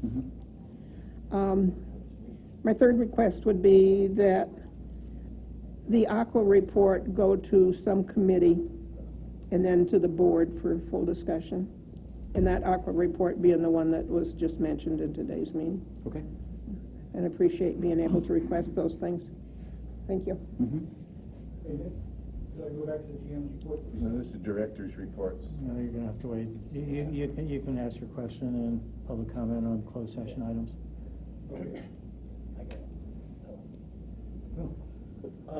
Ram stole a lot of my thunder. I was going to talk about that. Sorry. No, that's fine, because it kind of shortened things up here. I just wanted to mention, by way of rehabilitation here, about NID and you know what it is to me. And I think the hemp hill was a good example of what can happen when the water goes out. Within a couple of hours, Rem and his staff got together here right in this room, and I think Kean was there, and Brian, I believe, Gary, and Bob McDonald, and several other of the maintenance individuals were here in this room. And within about 15 to 20 minutes, you know, they had this debate, what to do, how to fix it. You know, there was, I think, 125 miners inches that had gone. And I think there was 6 or 7 customers that used the water. And so within about 15 minutes, they came up with a plan, made the decision, and all of a sudden they all went in all different directions, got on their horses and took off. And about 2 hours later, I was down at the hemp hill. There was a flagger out there. There was a long reach, like a backhoe coming in. Then there was a cat, and then a loader, and all 3 came in. And while that was occurring, I looked over, and all the rock was already delivered. There's 3 piles of rock already delivered. And, you know, within about 10 minutes, they were putting rock into the facility and getting it taken care of. And, you know, and that to me, and forgot to mention, that's down in Lincoln. My friend over here calls it down in Lincoln. That was down in Lincoln. In the district? Huh? In the district? I got this plug in my ear because I get feedback and it just... In the district? Yeah, it's in the district. So anyway, Yes, in the district. I just want to say that was, you know, that to me is what happens down there. Is you know, there's a problem, and it gets fixed right away. And I think it's by way of rehabilitation, because, you know, we get called a lot of things here, and I understand that. You know, people are frustrated. But when you look at the final analysis, it's when you need water. And for me, for 42 years, as a farmer, when I needed water, it was always there. And I think that is just the reason, and I applaud you and the rest of your staff for getting it done. And as a epilogue to this whole thing, sort of there's a sad story. A young fellow actually decided that, I think it was 6 years ago, to end his life there. It was kind of sad. It wasn't in the water, it was on this rock. And he built a little monument, the family built a little monument there with a cross and some flowers around it. And the district allowed them to have it there, even though it's private property.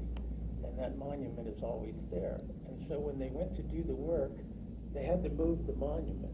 And it was sort of portable, but they sat there and they took pictures. I saw Bob McDonald taking pictures to make sure that when they were finished their work, that they put the monument back. And that just, to me, that was, sort of a touching moment. That these are some of the things I see in the district. So this is by way of rehabilitation, I think. So anyway, I want to thank you all again for the work. So. Well, Scott, you done? Yeah. Good. Yeah. I gotta put my plug back. Well, went to the fair today, which is why this meeting, I guess, was mysteriously or not so mysteriously rescheduled. But went to and then after the opening ceremonies, and Chris did a fabulous job with her singing, I walked up through the livestock area, paddocking and checking out the critters, and ran into any number of people I knew up there. Sharon Rounds and Greg Rounds, her son, and Bar Heights, Lloyd and Dave, and somebody else. Anyway, the folks were saying, who are these people that are in favor of the Fowlers. The Fowlers, well, the whole family was out there. And across the board, they're all saying yes to the dam. These are the actual people out there raising livestock, so these voices that say, who are these people that support it? Well, that and the Pinesmen inside the lake, which is a bunch of white guys that play golf, but that's all that. Now, I also heard a curious story about Placer County, and that you and Rem got a little, poorly attended and somewhat jumped. I think it was Dave Barr was telling me, since you guys go in and none of the supervisors showed up, and it was poorly, kind of a strange, where was it? This is the meeting with Nevada County, Placer County Farm Bureau. The Farm Bureau. That they kind of requested. And then Dave was there, he said he was disappointed for you guys that it was not what it could have been with further supervisors being there. Yeah. So, anyway, scattering of folks, but, people out there in the livestock area are in favor of the dam. John. Okay, recently there was an op-ed piece in the Union, and as a component of that op-ed piece, the person stated that the ability of the bombardier aircraft to pick up water at a Centennial Reservoir and fight fires was laughable. Could you please research the capabilities on the bombardier? Maybe the factory has the date and spec and stuff. And then can we set it up for an overhead presentation with an overlay of the lake in the background and the pickup vectors, if you will, capabilities of the airplane? Everything I know about the airplane is not only capable of doing that, but is capable of doing it from multiple directions and multiple places. But also, I looked at Rollins yesterday, and Rollins has 2 alignments that the airplane can pick up in. So the airplane can leave Centennial, pick up water, fight fires, come over Rollins, make a loop, pick up water, turn back around, fight fires, go back to Centennial, pick up water, fight fires in one of the most dangerous fire-prone canyons in our entire region, and it leads to the safety of everybody around there. Yes, sir. Nick, I have one more thing that I forgot. That's when you're done. I missed something. Yesterday in the WHO committee, we talked about my request for information on the dams that I'd made earlier in the year. And I want to modify that request based on the fact that I didn't know what I was asking for part of it. I asked for Department of Dam Safety reports, and there are multiple pages, and that is not the kind of information that I was asking for. So my modified request is to, yes, ask for all of the dams, the year built, the type of construction, and we had discussed any modifications. That was in my original request. We made that capitalized improvements, which would be reflective of modifications. In lieu of the Department of Dam Safety reports, there would be a dam report for each of 3 years, again, 2014, 26 through 2016, and then at the end of 2017, there'd be another report come out. So in the interim, all of this is going to go on the website, and also eventually I think there's going to be something in the media describing it. A summary of the dam work in 2017 so that we'd cover this period of a busy year. So there will be no request for dam safety reports for 10 years. And I understand that those, at this point, we have to have permission from the Department of Dam Safety to release at least parts of them. And there will be a point, perhaps, there's a bill before the legislature, when they will allow, Department of Dam Safety will allow for those to be public information. And then we would put on the website a link to where that information can be obtained. So some of this will be in tabular form and some in narrative. Some of it's already on the website, but there were pieces missing. So, thank you. Okay. I pass. Moving on. Any comments on items to be considered in closed session? Okay, so we'll monitor. 3 minutes, please. 3 minutes. Let's start with the one item. I have a question about the GM's report. Does that count in my 3 minutes? I'll give you extra time for that. Thank you, Nick, since you didn't call for public comment after that. Vegetation Working Group. Who was appointed to it? You said when it meets, what time does it meet, and is it open to the public? It is not open to the public. I don't know. I know they meet on this Thursday the 17th. Thursday the 17th at 6 o'clock. Directors invited candidates from our divisions. Okay. Where will the results of those meetings be published? They won't. How do you get minutes for those meetings? There are no minutes for that meeting. That's why it's a working group. Workshop. Okay. Thank you. All right, thanks. Okay, any other comment? Yes. Good afternoon, directors, employees, and members of the public. I'm Mike Pasner, owner of Indian Springs Organic Farm. I bought raw water and farmed with it in Penn Valley for 31 years. I'm speaking with you today regarding a bad situation. First, for 28 years, an NID ditch tender has shut my ditch box off once a month during the irrigation season when NID uses aquatic herbicides. Cutrine and Nautique are the algicides drip directly into the water. The ditch tenders have shut off my supply box every time without fail for 28 years. 3 years ago, you quit shutting the box off in an attempt to shift the responsibility to me, the farmer. This is an effort to dodge liability by NID for their herbicide use. I have shut the box monthly during irrigation season for the last 3 years. Secondly, the terrestrial use of Roundup on the ditches, banks, berms, and water. Roundup is a known carcinogen. I've put no spray signs up on either end of my ditch. For 31 years, NID has not sprayed my property.